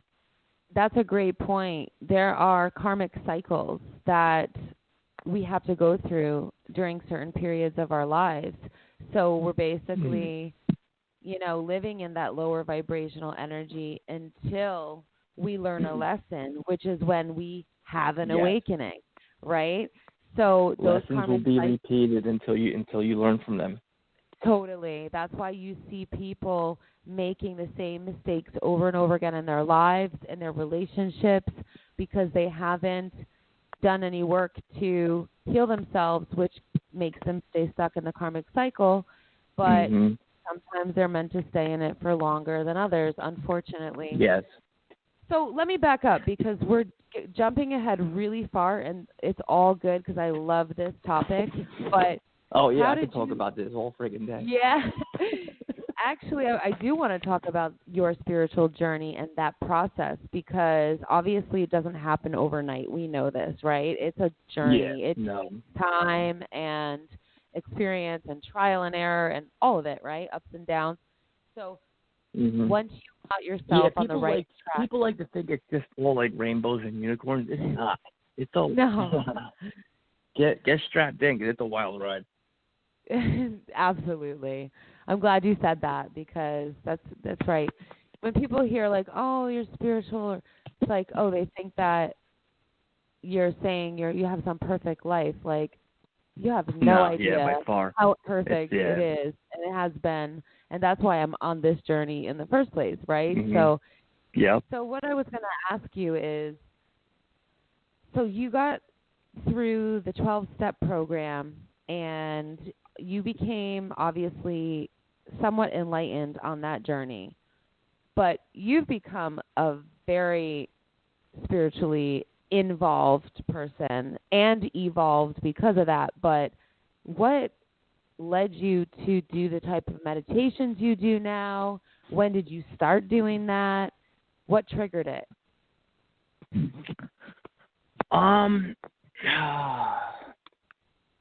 I think like I started dabbling in meditation like here and there, because on the 11th step it talks about prayer meditation, and I didn't really know, like how to do it, what to do it. I would do it once, and then I would just watch my thoughts bounce inside my head, and I'd be like, well, that's crazy, and just walk away, Right. And called The Untethered Soul by Michael Singer. Mm-hmm. And he talked about the voice inside your head. He called it your inner roommate, and how it's not really you. And he said, just personify it. He goes, if you don't think you have it, he goes, right now. He goes, here's a little exercise. If you don't think you have this voice inside your head, he goes, make it say hello. And I sat there and I went, hello, hello, hello. I was like, holy shit, And he goes, this thing is it's always narrating. It's complaining. It's like, I don't like this. I don't like that. You know what I'm saying? And I was like, oh, my God, he's right. And the thing is, we think that's us, and it's not us. Right. And, and I started meditating. I started watching it. I just saw, like, how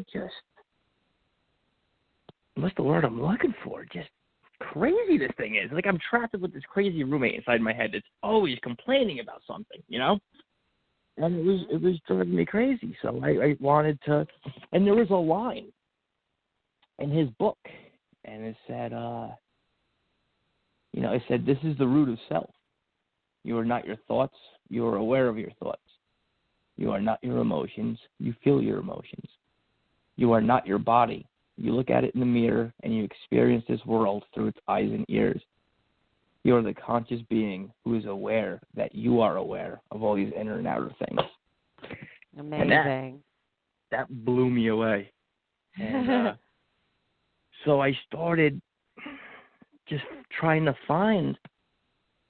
I tried to be aware of being aware. Does that make sense? Absolutely, because before you're aware that you're aware, you're not aware. You're lost in the movie. He even explains it in that book. He goes, you're lost in the movie of life. And he explains it like being in a cold, dark movie theater.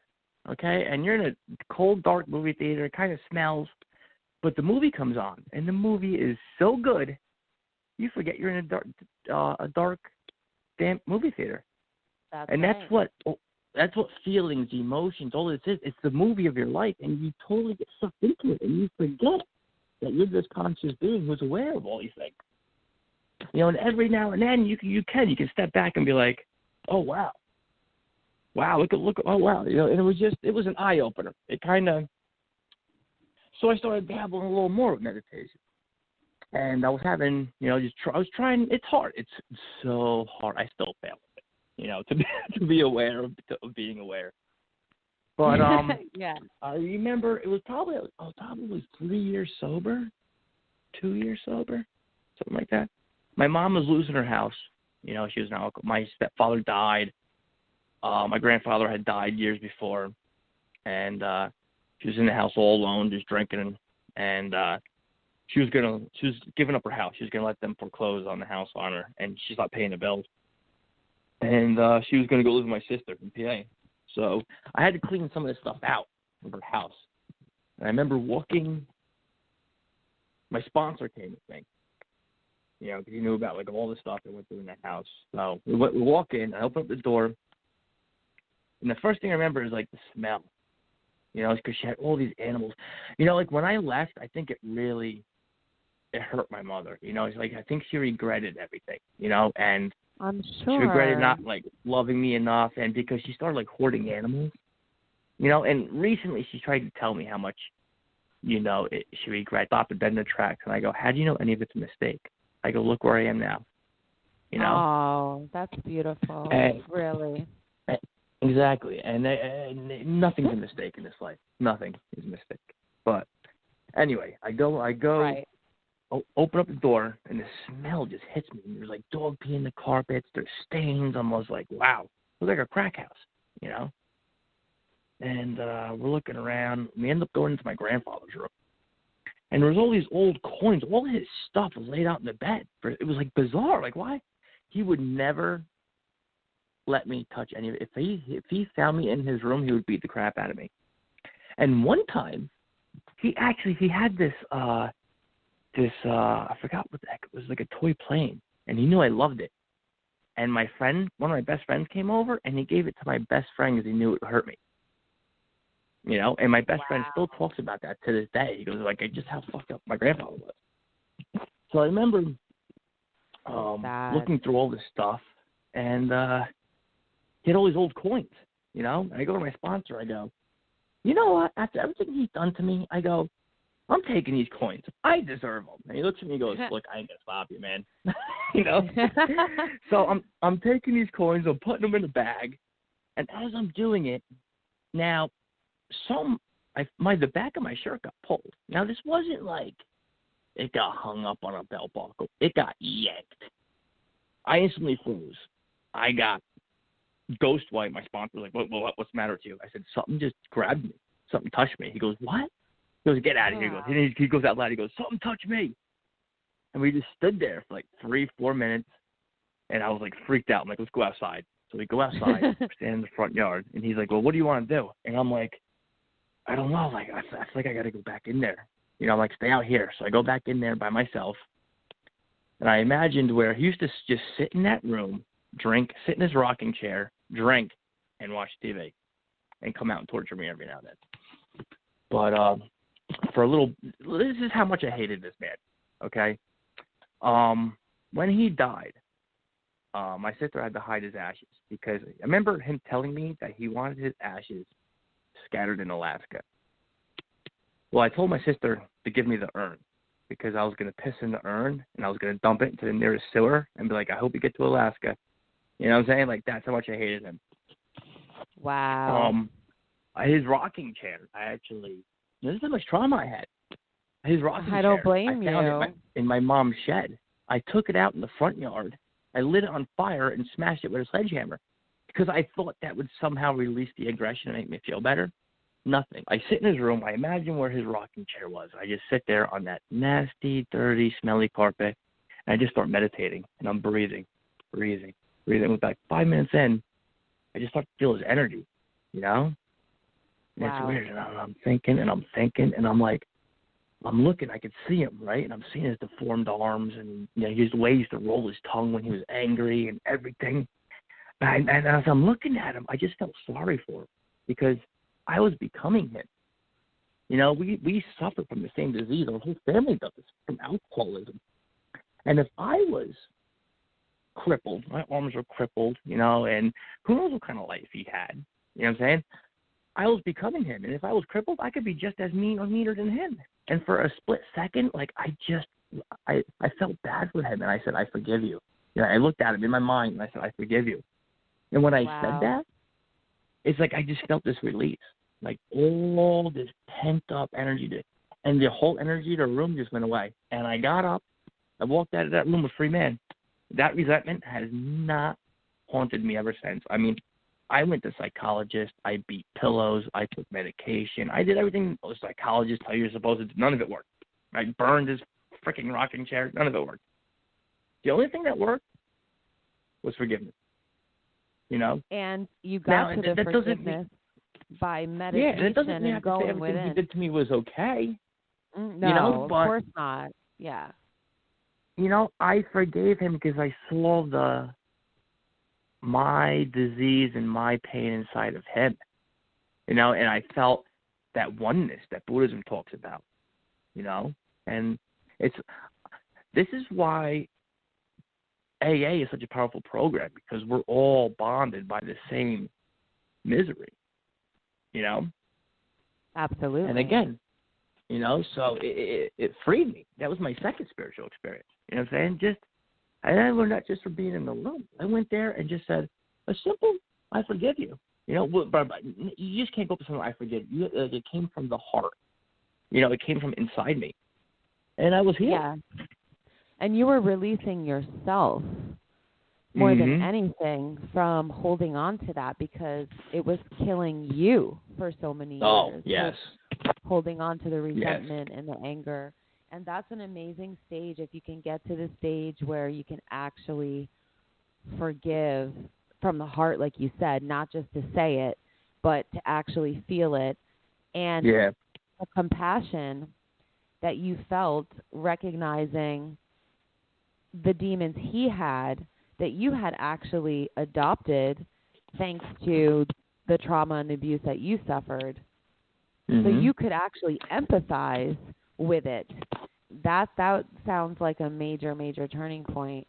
And a lot of people don't get there, unfortunately, and he did. Yeah, I never thought I would. That's why he abused you. I would hate that man till the day I died. So, I mean, just goes to show you, you hear about these things and you're like, oh yeah, that sounds nice. And then when you're like, oh my God, like this is, all these religions talk about that. Like when you boil all these religions down to their basic ingredients, it's love and forgiveness, really. It's all they're talking about, and oneness. That's the common denominator. It doesn't. Yeah, exactly. And there's many, many paths to the mountaintop. Just choose one. It really doesn't matter. I mean, absolutely. I'm like an eclectic slob with spirituality. I dabble a little bit of Christianity, a little bit of Hinduism, a little bit of Buddhism. I even read the Quran a little bit, and lately I've just been liking Buddhism. And what do you like about Buddhism?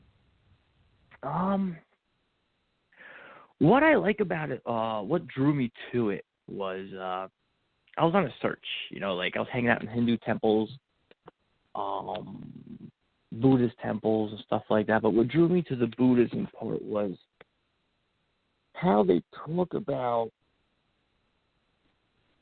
they say the Buddha nature is already inside of you. You just don't know it. It's obscured. Your Buddha nature is obscured by clouds of desire, likes, dislikes, all your preferences, obscures your Buddha nature.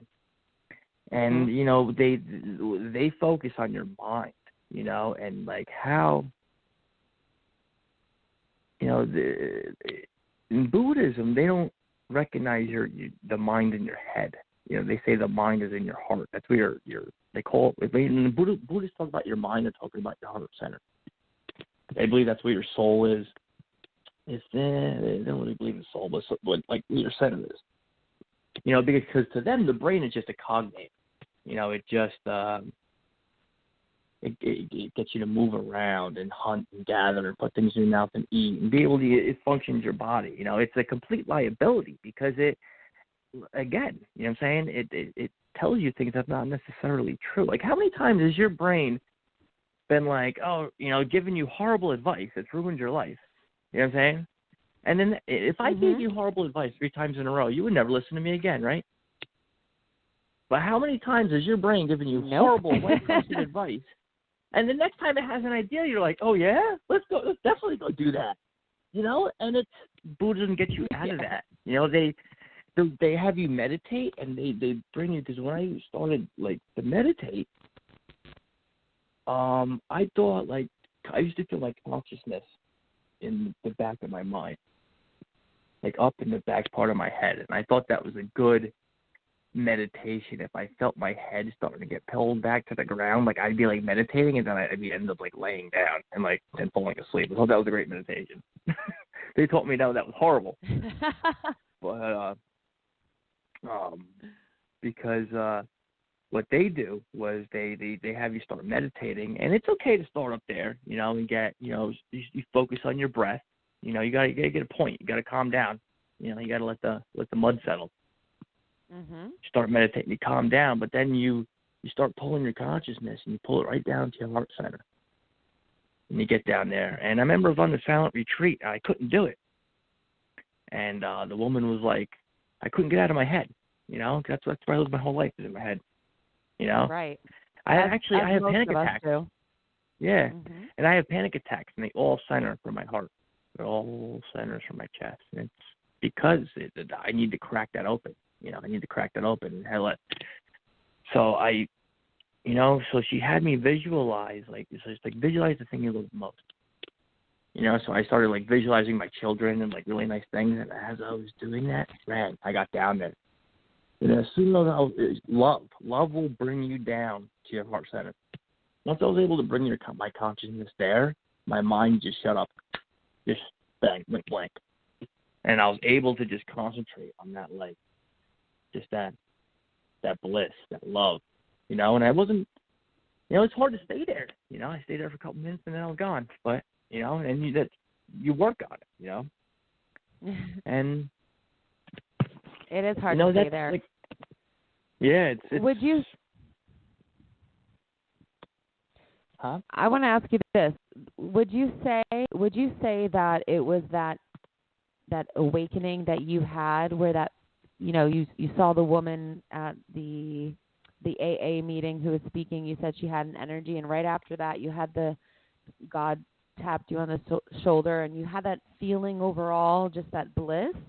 Was that the reason? Was that the driving force behind you continuing the search through meditation to sustain that feeling or to keep bringing it back?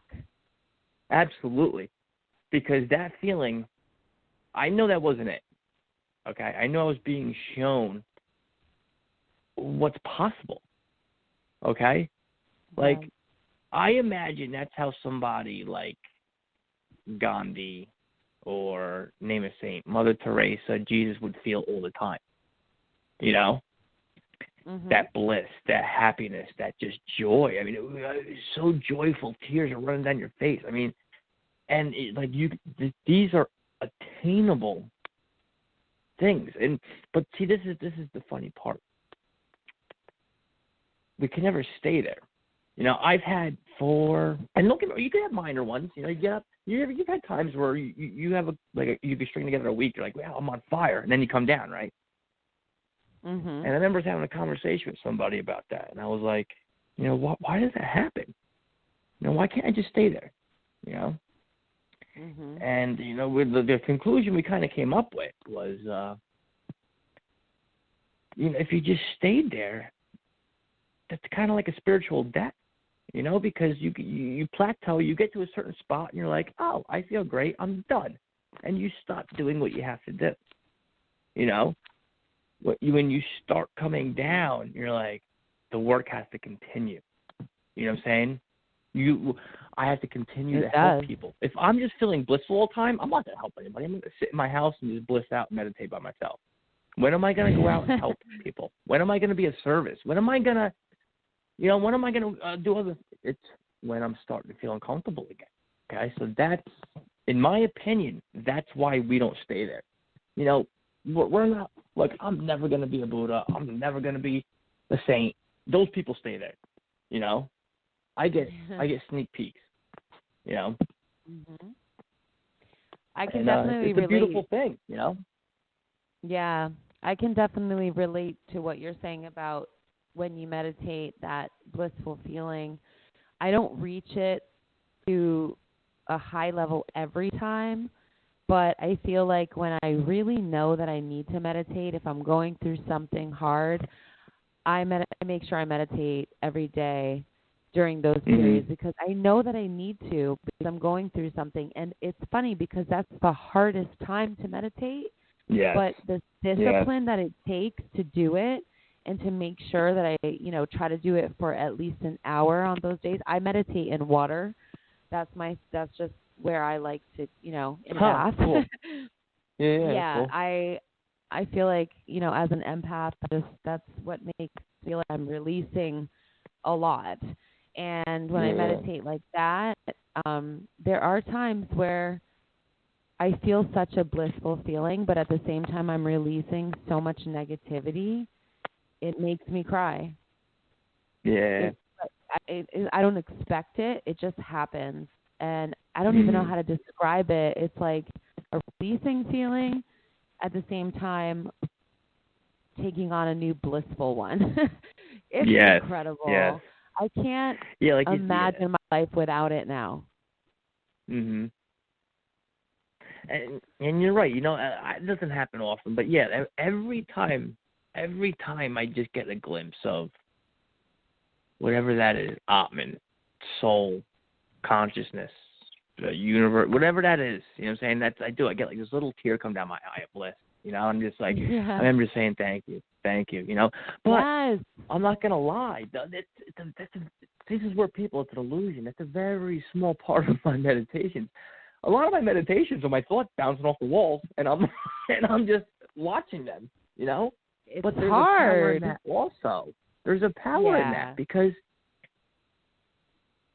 if anybody's listening to this and they want to find out, where their emotional deformities are, go into silence.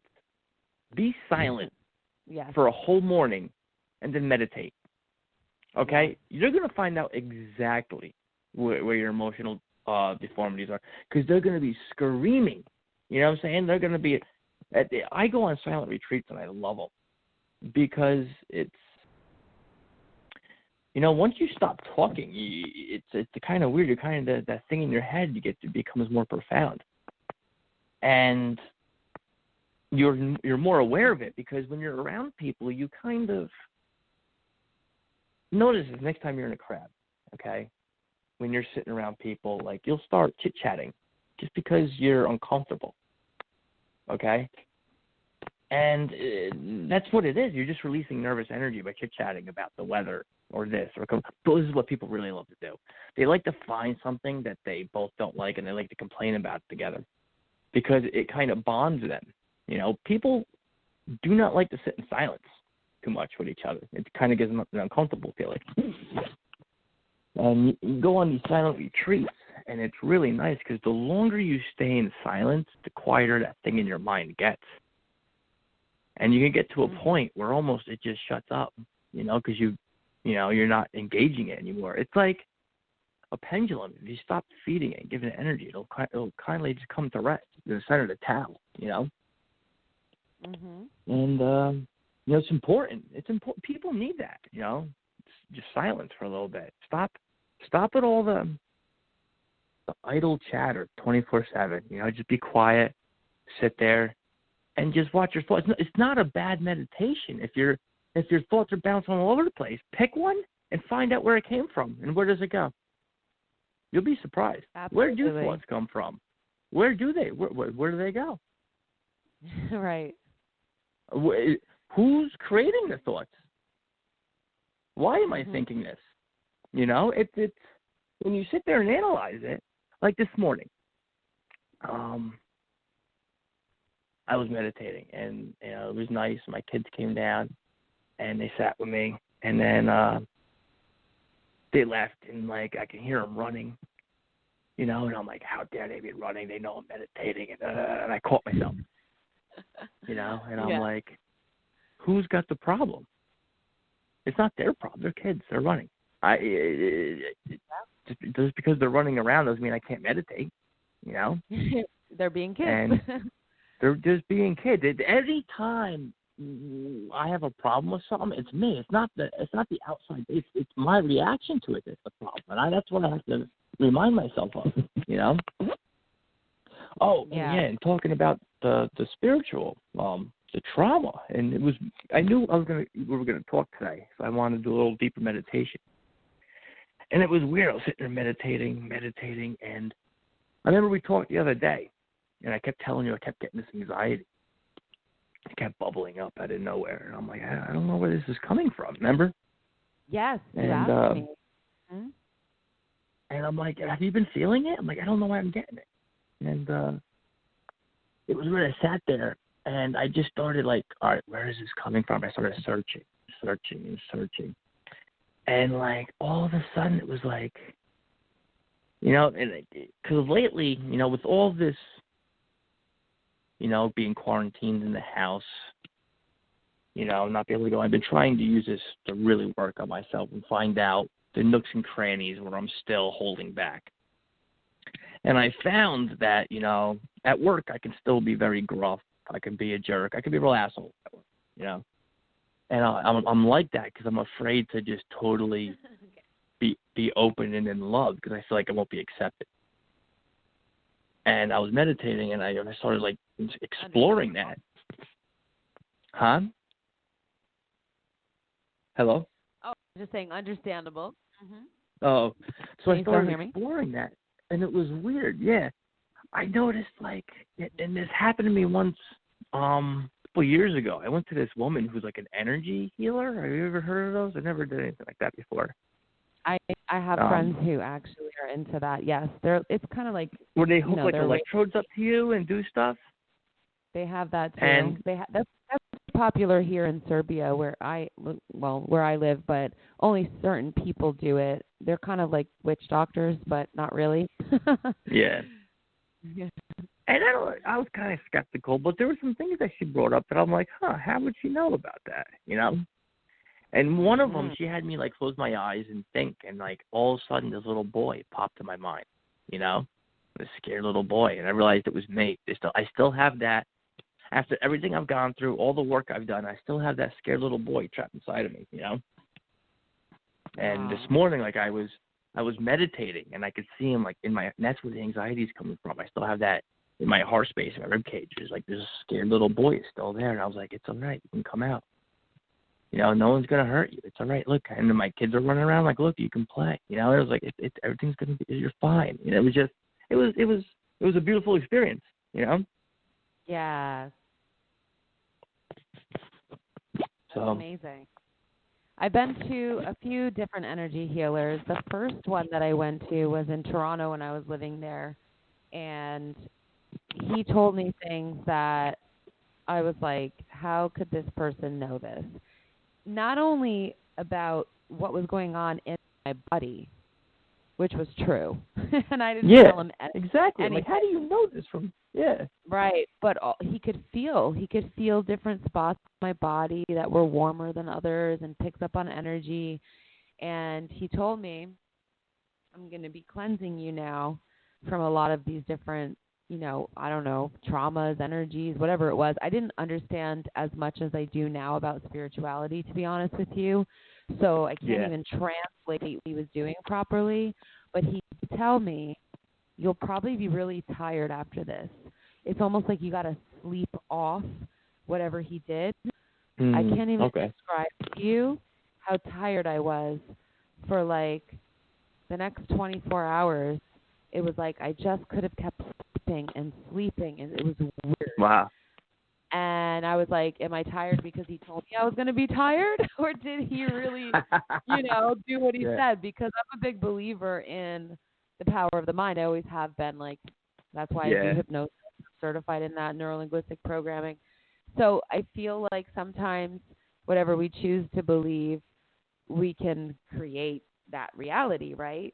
So, but anyway, whatever it was, whatever he did really truly felt like something amazing. And I have told this story on the show before, but, you know, this situation that we're talking about now, it's relevant. So I have a massage therapist who she's more like an energy massage therapist. She does a great massage, but she does work on your energy as well. She can feel things too. She's a good friend of mine. She's here in Serbia. So one day she was massaging me, and she's like, just says to me, there's something about you that's rejecting me helping you, in her broken English. And I'm like, Yeah. what do you mean? And she's like, well, you're not accepting my help. Like, I'm trying to work on certain things, and it's like you're blocking me. I'm like, that's so crazy. And meditating to have a protective light around me so that nobody else's energy can really affect me too much because I'm so empathic, Yeah. I feel the need to do that protection. And Yeah. she felt it. She could feel it. Wow. And I was like, wow, that's unreal, So totally understand what you're saying. Yeah. Yeah, I've always wondered about that, being empathetic and stuff like that, because I can feel energy, every now and then. I don't really know how to explain it, but I get that push pull from certain people when I meet them, and within 5 minutes of meeting somebody, I know more about them than I normally should, and it's just, and I do crowds freak me out. I'm just I gotta get out of here. I can't take it, And, yep. Empath for sure. It sounds like. I've never explored any of that, but definitely interesting. So how I'm would just you enjoying say, the path I'm on now. So that's what I was going to ask you. So how would you say from the beginning of your, let's say, exploration of spirituality, meditation, from then until now, how would you describe the whole journey in a nutshell?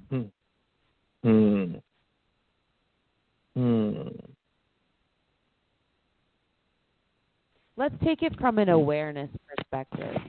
Yeah. I don't even know how to answer that question. I mean, from where I was 5 years ago, I was just a mess, I think we lost Eric, guys. Just give us 2 minutes.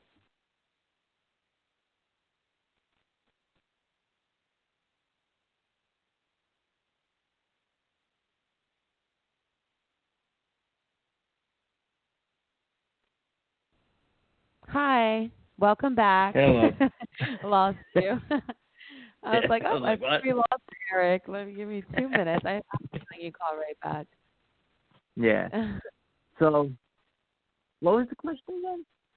Yeah, I'm just curious as to how you've changed as a person from this journey. When you first started meditating, and obviously we know that a lot of the education that you have on spirituality is self-taught, right? I mean, it's literally a journey where you're constantly learning. You're starting to read books on it. You get that initial feeling, you get that initial spark, and the feeling of bliss, and you're like, oh, I wanna keep, capturing that as often as possible. So, journey of self-education. I've seen that you go to temples, you travel, you literally seek out this feeling, right, of bliss. Yes. Yeah. So I feel like from the beginning when you first started meditating until now, what does it take for a person to stay or sustain that spirituality, that evolution, that level?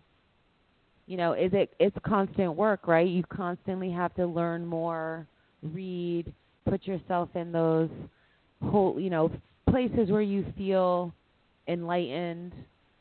Yeah, I mean, it's funny. It's constant work, but to call it work it's not the right word. I don't know what to call it. You know what I'm saying? Effort.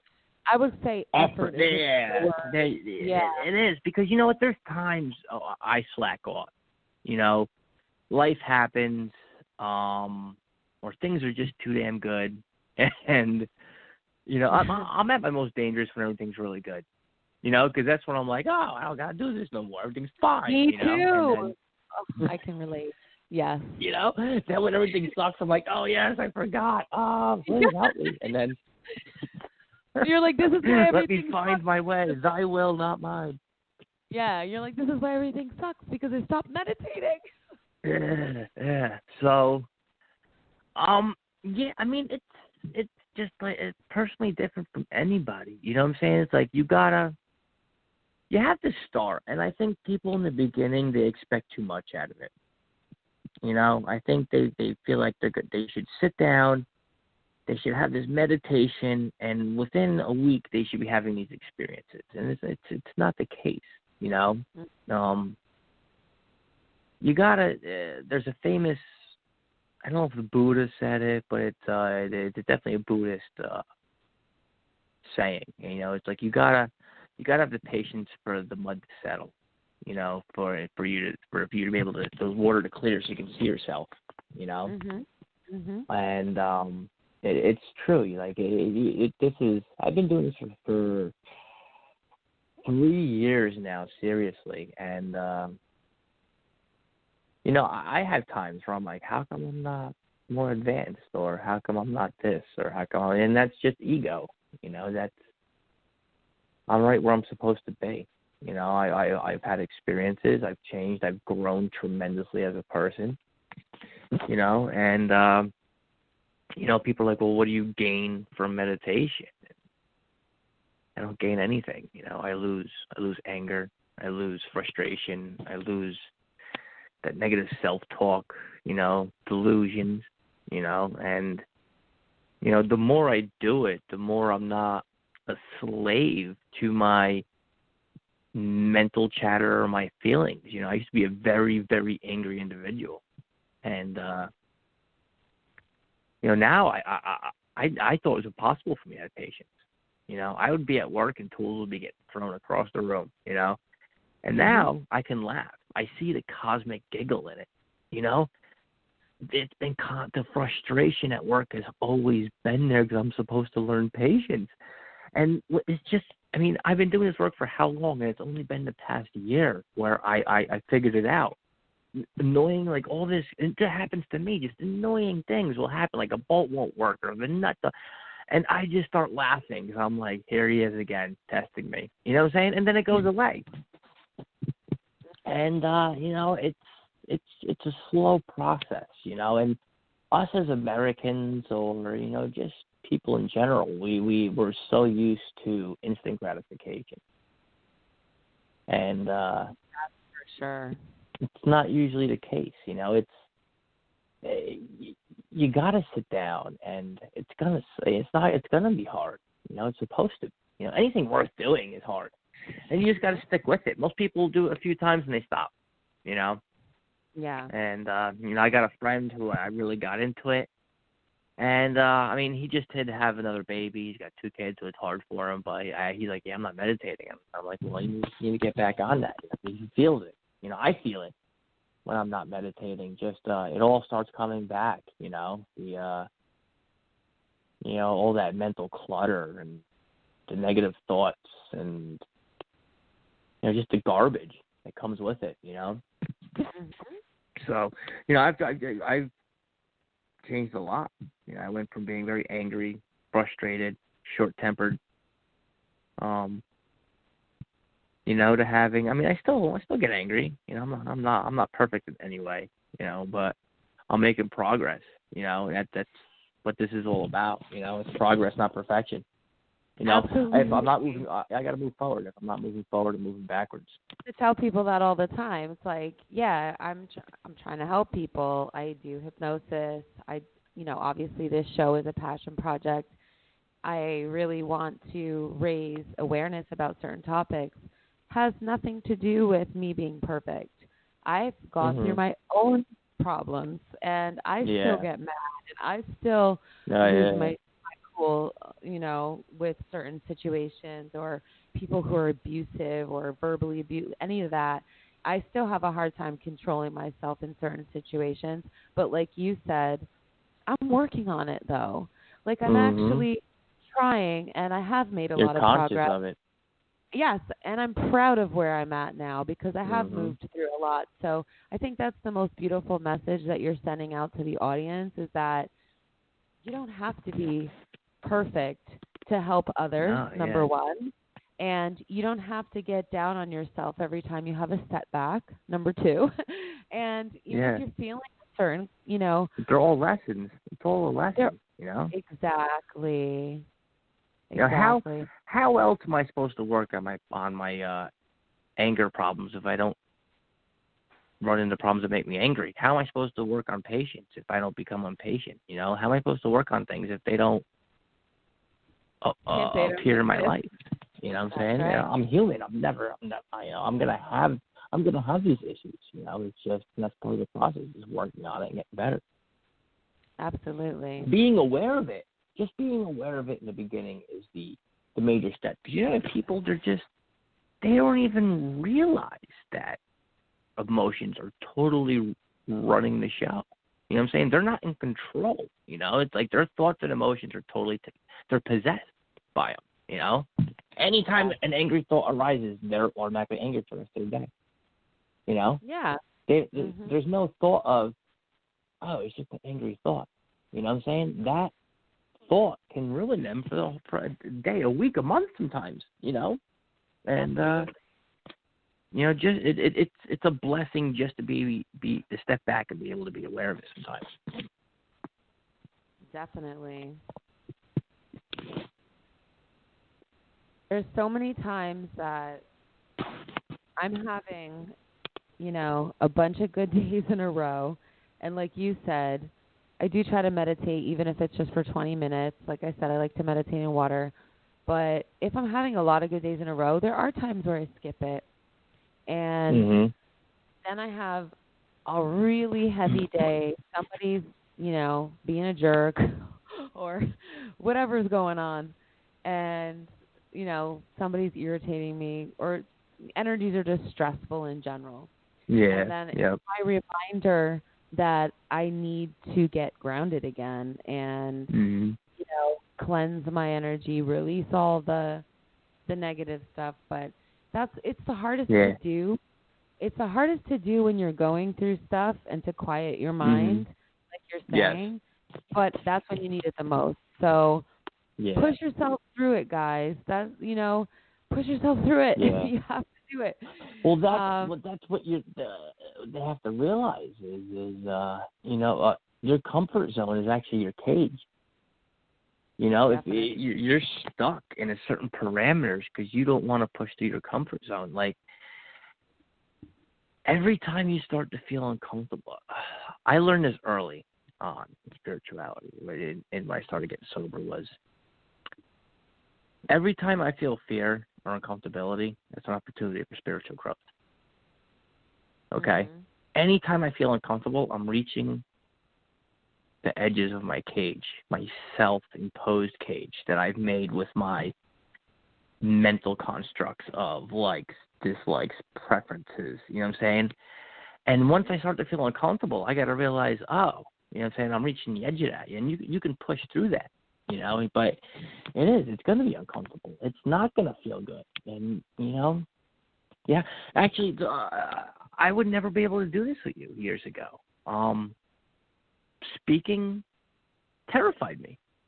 The first public speaking event I ever went on, there was 4 people in the room. I was so nervous I threw up before I went in. Like that's how nervous I was. But when I got up there and talked and it came from the heart and I shared and wanted to help people, I felt good, you know, and little by little I just kept doing it more and more. I enjoyed it. You know, it feels good just to, you know, kick around the spiritual ideas and just talk about it, you know, and awareness. Definitely.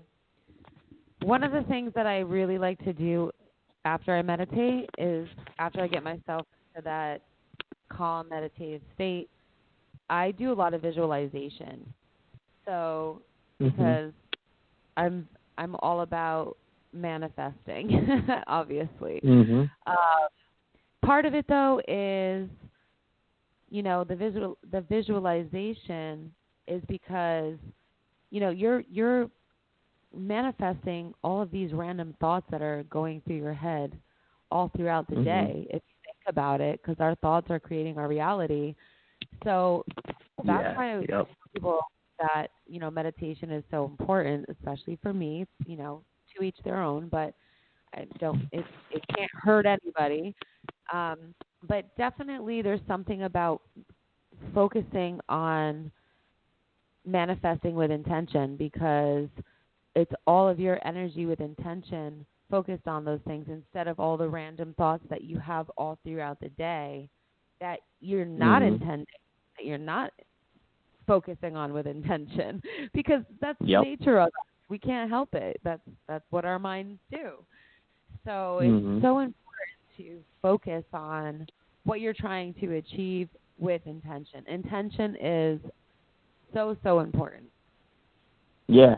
And a couple of years ago, I totally thought that was just make-believe, blah, blah, blah, blah. But lately I've been doing a lot of it, and I've been experimenting with it. I'm like, wow, there is something to this. And you're absolutely right. That's like one thing they teach in Buddhist temples is your mind creates your reality, And this one, I went to a couple of retreats, and there's a lot of, I wouldn't call it imagination, but they make you visualize a lot of things.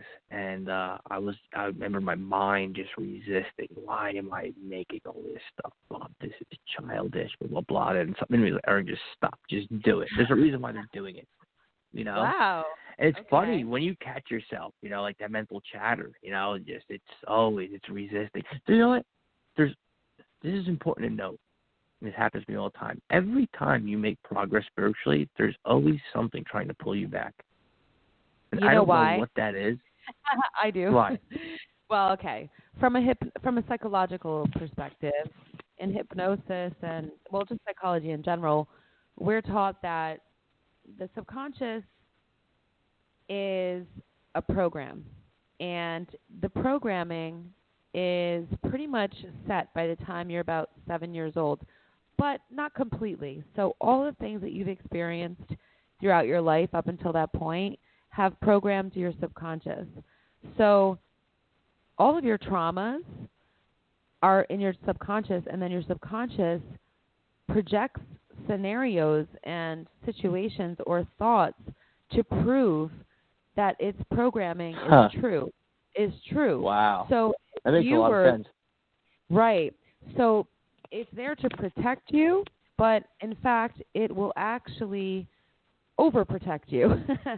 So it will even hold you back from things that can help you grow, can help you reach that level of consciousness that your subconscious is like, oh, no, don't go there. That's scary. We don't want to do that.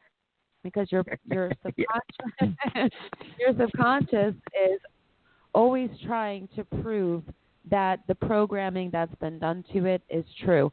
It will even make you create the situation. So if you were abandoned as a child, or, I'm just going to use this one example. There are so many, obviously. So if you were abandoned as a child, you might seek out relationships where, if that person isn't emotionally unavailable already, because that's probably the case if you were abandoned as a child, you may seek out people who are emotionally unavailable because your subconscious is trying to prove that its programming is true and it's protecting you from that. But what you may also do is actually sabotage your relationships in such a way that you are so unbearable or abusive to the person that you're with that they do abandon you, because your subconscious is like, well, see, I was right. So yeah, pretty trippy. Yeah, I could definitely relate to that. So when you're meditating, and you're taking on something that's unknown or risky for your subconscious, it's going to pipe up and be like, hey, you know what? I'm not sure how we feel about this, because, maybe last time we explored a topic that was different. We got hurt, or whatever the scenario is that's in your subconscious, right? It's different from person to person. But But it's amazing that you are aware of all of that. You know that those thoughts are coming up, and you know that you need to shut them down and to push yourself further to diminish those voices. Yeah. If you can, right? Like you said. Yeah. I don't want to give anybody the impression I'm like this all the time. You know? No. I could be a jerk. I'm saying that's why we work on ourselves. You know. Nobody's saying that either of us are. Just to make it clear, okay? I have all of my traumas that I had to work through, and I'm still working through. Trust me on that. In the last 3 months or so, 4 months, it was like a skyrocket of healing that I feel like I was probably blocking part of for about a couple of years. It was just like that extra way that I needed to go. So no perfection over here, and I totally understand what you're saying. You don't want to give the wrong impression, and we're just working on it. We're just working on it. Yeah. And we're just talking about the tools and the ways that we do work. This is what works for me. Try it. Yeah. Yeah, exactly. You know, and fortunately I live in a good area, because when I started seeking, I couldn't believe how much was around me. Thich Nhat Hanh has a Buddhist temple not too 45 minutes from me. There's 3 Buddhist temples within an hour of me. 4. I was going to go to one last time I was in New York. It's actually in Pennsylvania, though. I think it's... I haven't been to that one yet. You know the one up on 97 around there? It's in, like, the one I normally go to is up in Glens Bay by the Hawk's Nest. Remember the Hawk's Nest? That's the one. Glens Bay, yes, well, exactly. Next time you come up, let me know. I will take you there. I love that. I do silent retreats there. It's awesome. Jen Sampson is the... is like the main monk there who gives talks, and they're just amazing. On emptiness, and they do a lot of silent retreats, and I love it. The grounds are just so peaceful. Like, you go walk around the temple, and it's like you can feel the peace emanating from the temple. It's like being in a Disney movie, because there will be squirrels and birds just like walking next to you. Like, I can't believe it. I'm like, look at this. This is like unreal. I've heard it's amazing. A girlfriend of mine was like, please, let's go. Let's take a day trip, Anyway, she had some situation that she couldn't make it, and then I didn't go because I didn't even know where it was. But I was so excited, so I would love to go. And I know a few people that we could get together to go who are, appreciative of that sort of environment. Yeah, definitely. It's hard. Yeah. It's hard to find a lot of people that really... I get people who are like, oh, yeah, I would like to go. And then I'm like, all right, I'm going. Come on. They're like, oh, well, I'm like, all right. It's... Yeah, they say they want to go, but then they don't really go. I know. It's so funny how people are like, oh, I wanna be free for myself, but yet they go running towards the things that enslave them. It's like, it's... Yeah. It's just, it's when you step back and look at it, I'm just like, wow. It's like they want to be free, but they don't, and... Yeah. To a certain degree, it's true for me, because, I mean, I don't know if want me to get into that story about the... oh, yeah, get into it. The fungus with spiritual properties, but... it was funny because, I watched a documentary on Ram Dass. I read his book, Be Here Now, which is really good. And he did a lot of work with psilocybin and all that kind of stuff. Okay. And, him and Timothy Leary. There's a good two documentaries on Netflix. 3 now, I think. The first one's called Dying to Know, about Ram Dass and Timothy Leary. That's really good. And one's Walking, Going Home. And there's another one I can't remember. But maybe interested, to see if I could. I felt like I was kind of plateaued at in my spiritual practices, so to say. So I was like, maybe I can take a shortcut, you know? Let me take this little spiritual shortcut, see what I can do. So, a little triggering. Yeah, you know, let's see what this has to offer, you know? So, you know, I there's lakes behind my house. I got woods and lakes behind my house. Perfect opportunity. I love nature. You know, that's where I feel God, spirit. If you want to know about God, you know, sit next to a mountain stream, you know, and just listen. You know, feel the wind caressing your face and listen to the water, listen to the birds. It's something about it. Me and my friend go back there, and it was funny because I've been doing this. This is the one who wants nothing to do with spirituality, right? Okay. And we're best friends. And we have, you know, the same dose, same environment, same everything. Okay, we make a little campfire, set up a camp.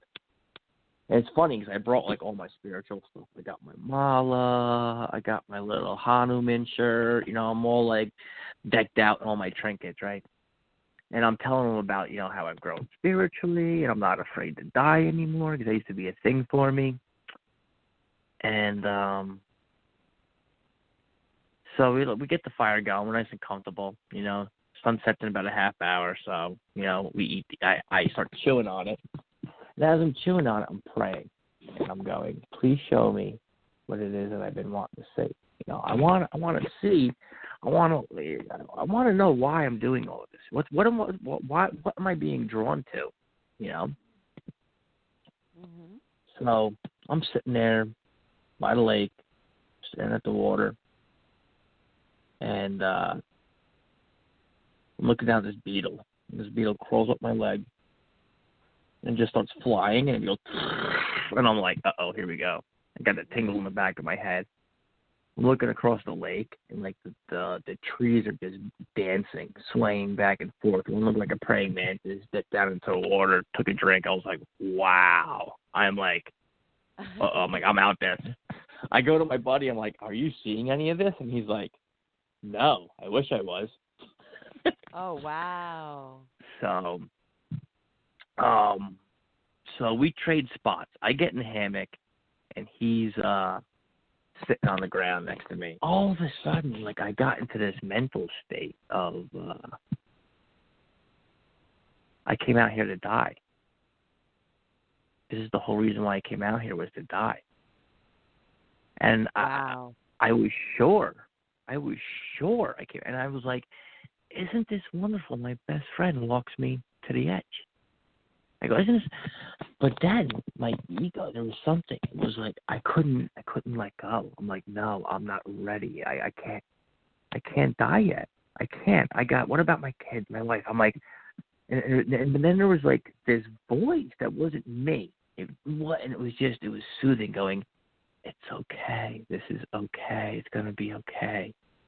Dying, it's safe. And now I'm just freaking out more and more because I feel myself getting pulled, you know, like out, away. I don't know how to describe it. And now I'm like, oh, no, I'm just going to call my wife because if I hear her voice, I know everything's going to be okay. And I went to look at my phone, and it was just like this endless void. I couldn't even use the phone. And I'm like, well, I'll hop on my quad. I had my quad there. I'm like, I'm going to get on the quad. I'm driving home. And this voice was in my head was like, there's nowhere to go. There is no hope. You are hope. It's going to be okay. And it was just like, I was like panicking now because now it's like I'm dying. I know I'm dying. This is what I came here to do. And it was weird. I hopped up out of the hammock, and my friend got in it, and I'm just sitting next to him, and I'm rocking. I'm like, no, I'm not ready yet. My ego is just fighting, clinging, like clawing, like no, you know. And I looked at my friend, and it was just like, just take his hand when you're ready. Just take his hand. You know what I'm saying? And finally, it was like this thing in back. My mind was like, this is just the death of an organism. It was telling me like, this isn't. You're not dying. This body is dying. You know what I'm saying? And finally, I just grabbed my friend's hand, and like this energy, and he wasn't really sure, but he said he felt the energy just go between the both of us. And it was weird. I kind of just, like, closed my eyes, you know, and I let myself die for a quick second. And I opened them, and it was just like ego was kind of gone. Like, there was just love. Like, I loved everything. I loved the trees. I was hugging the trees. We had this soggy pile of wood that we had to keep the fire going. I loved I loved everything. You know, I was just filled with love. Wow. And you know, it was the most terrifying and the most beautiful experience I've ever experienced in my whole life, because it was showing me what it was like to actually die, and I did not enjoy that at all. My ego flailed, kicked, did not like it. The ego does not like to be destroyed. That's what holds us back. And what I found was I wasn't ready. It wanted to show me what was on the other side, but I still was clinging too much. You know, I was clinging to life, to my likes, just like family. You know, and that's what stopped me. You know, and I wasn't as ready as I thought I was. You know, I remember taking my mallet off and putting it on the ground, the trinkets, and going, these are just trinkets. You know, I saw that all these spiritual practices I was doing up to then, I was learning how to chant in Hinduism. I was learning all these different things, and it was feeding my ego more than it was feeding anything else, because I was like, oh, look, I can chant Hindu, aren't I special? You know? Right. And it was an eye-opening experience. It was like almost like tough love. Like, oh, you really want to see what's on the other side? No, you're not ready, but let's go. You know? And it brought me right to the edge. And right before it broke me, it let me go. It said, okay, you know, this is, you know, and it was funny because as I started coming down, like different facets of my personality started coming back. Like, I remember the dad me came back, like the family me, you know, and I started remembering, like, oh yeah, my family responsibilities and this, that, and then it was funny. I went to put on my shirt and like I did like this Marine Corps chant. I haven't done it forever. Like the Marine me, like all these things that I thought make up me started coming back, you know. Mhm. And then it was kind of over. And the next day, I didn't really know what to make of it. Like I was kind of like just very serene and peaceful. But then it's like it was weird. My ego knew the jig was up. And man, it kicked and flailed. It kicked and flailed for, I would say, a good month. Like I was not okay. Tons of anxiety. I was obsessed about my own mortality. Wow. Even though I was shown that it was a peaceful, love. There's nothing scary about it. It was a loving. When I was dying, it was a peaceful, loving experience. But it was an ego but death. My ego. No, yes, but my ego showed me how much ego work I still have to do. My ego is still strong, alive, and running the show more than I think it is. You know? Yeah. So it was. Well, it's part of us, right? So yeah, it's part of the existence that we are in this dimension. Yeah. But yeah.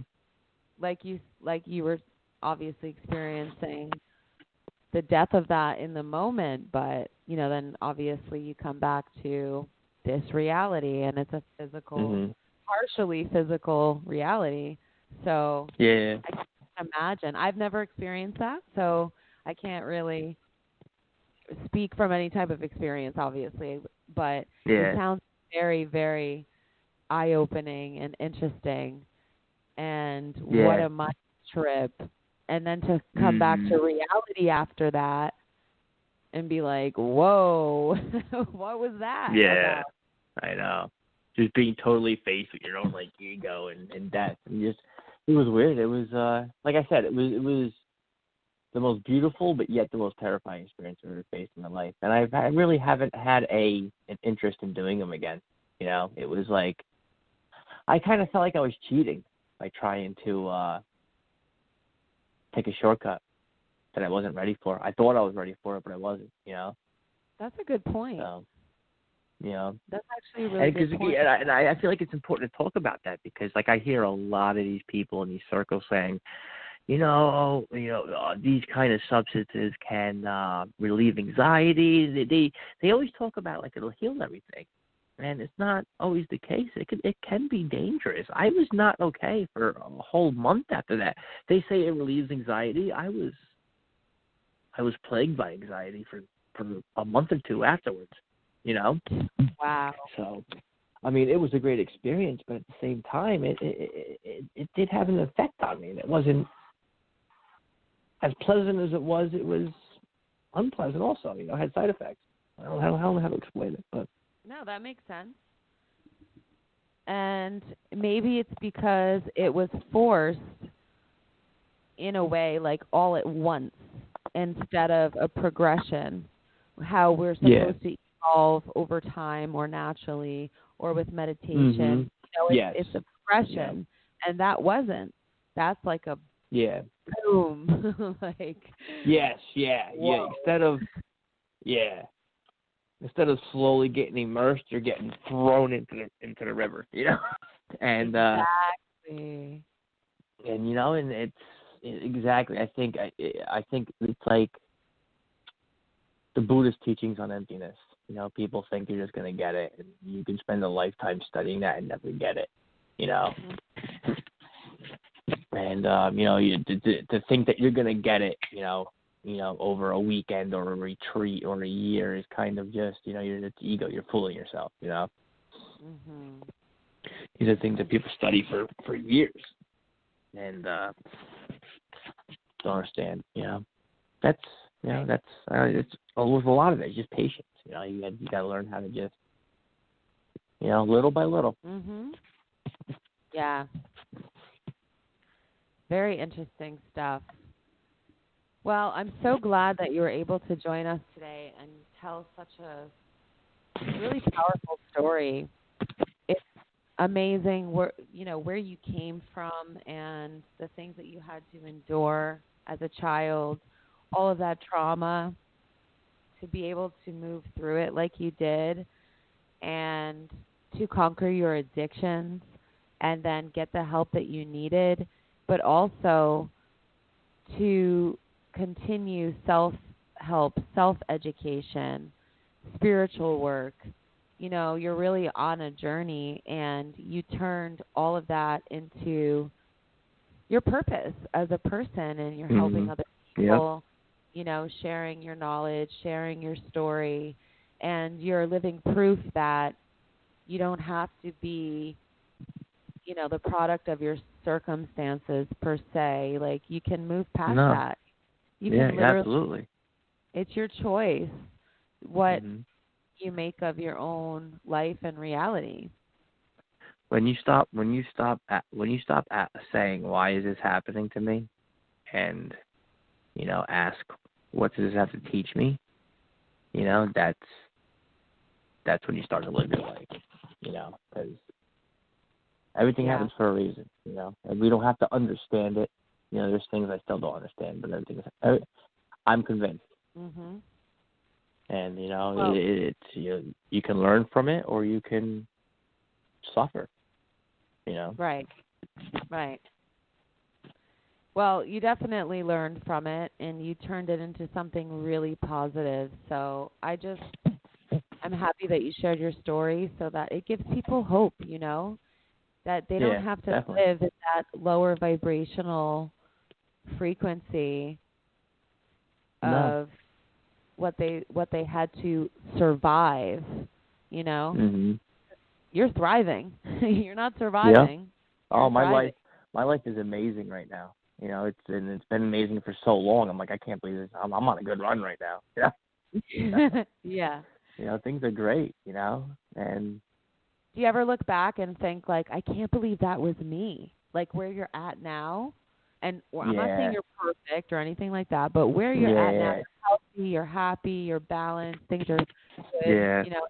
Well, I think you posted something that evolved so hard that people have to get to know you again. Did you post something like that? I did, of course. I was like, yeah, because that's how that's how I feel. I mean,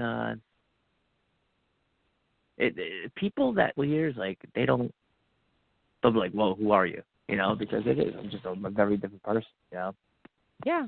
And, you know, we're supposed to change. We're not supposed to stay the stagnant, people that we were. The whole purpose of this life is to grow and evolve, and if you're not doing that, you're doing yourself a disservice. That's the reason why you don't feel comfortable in your skin. It's the reason why you're having the problems that you're having.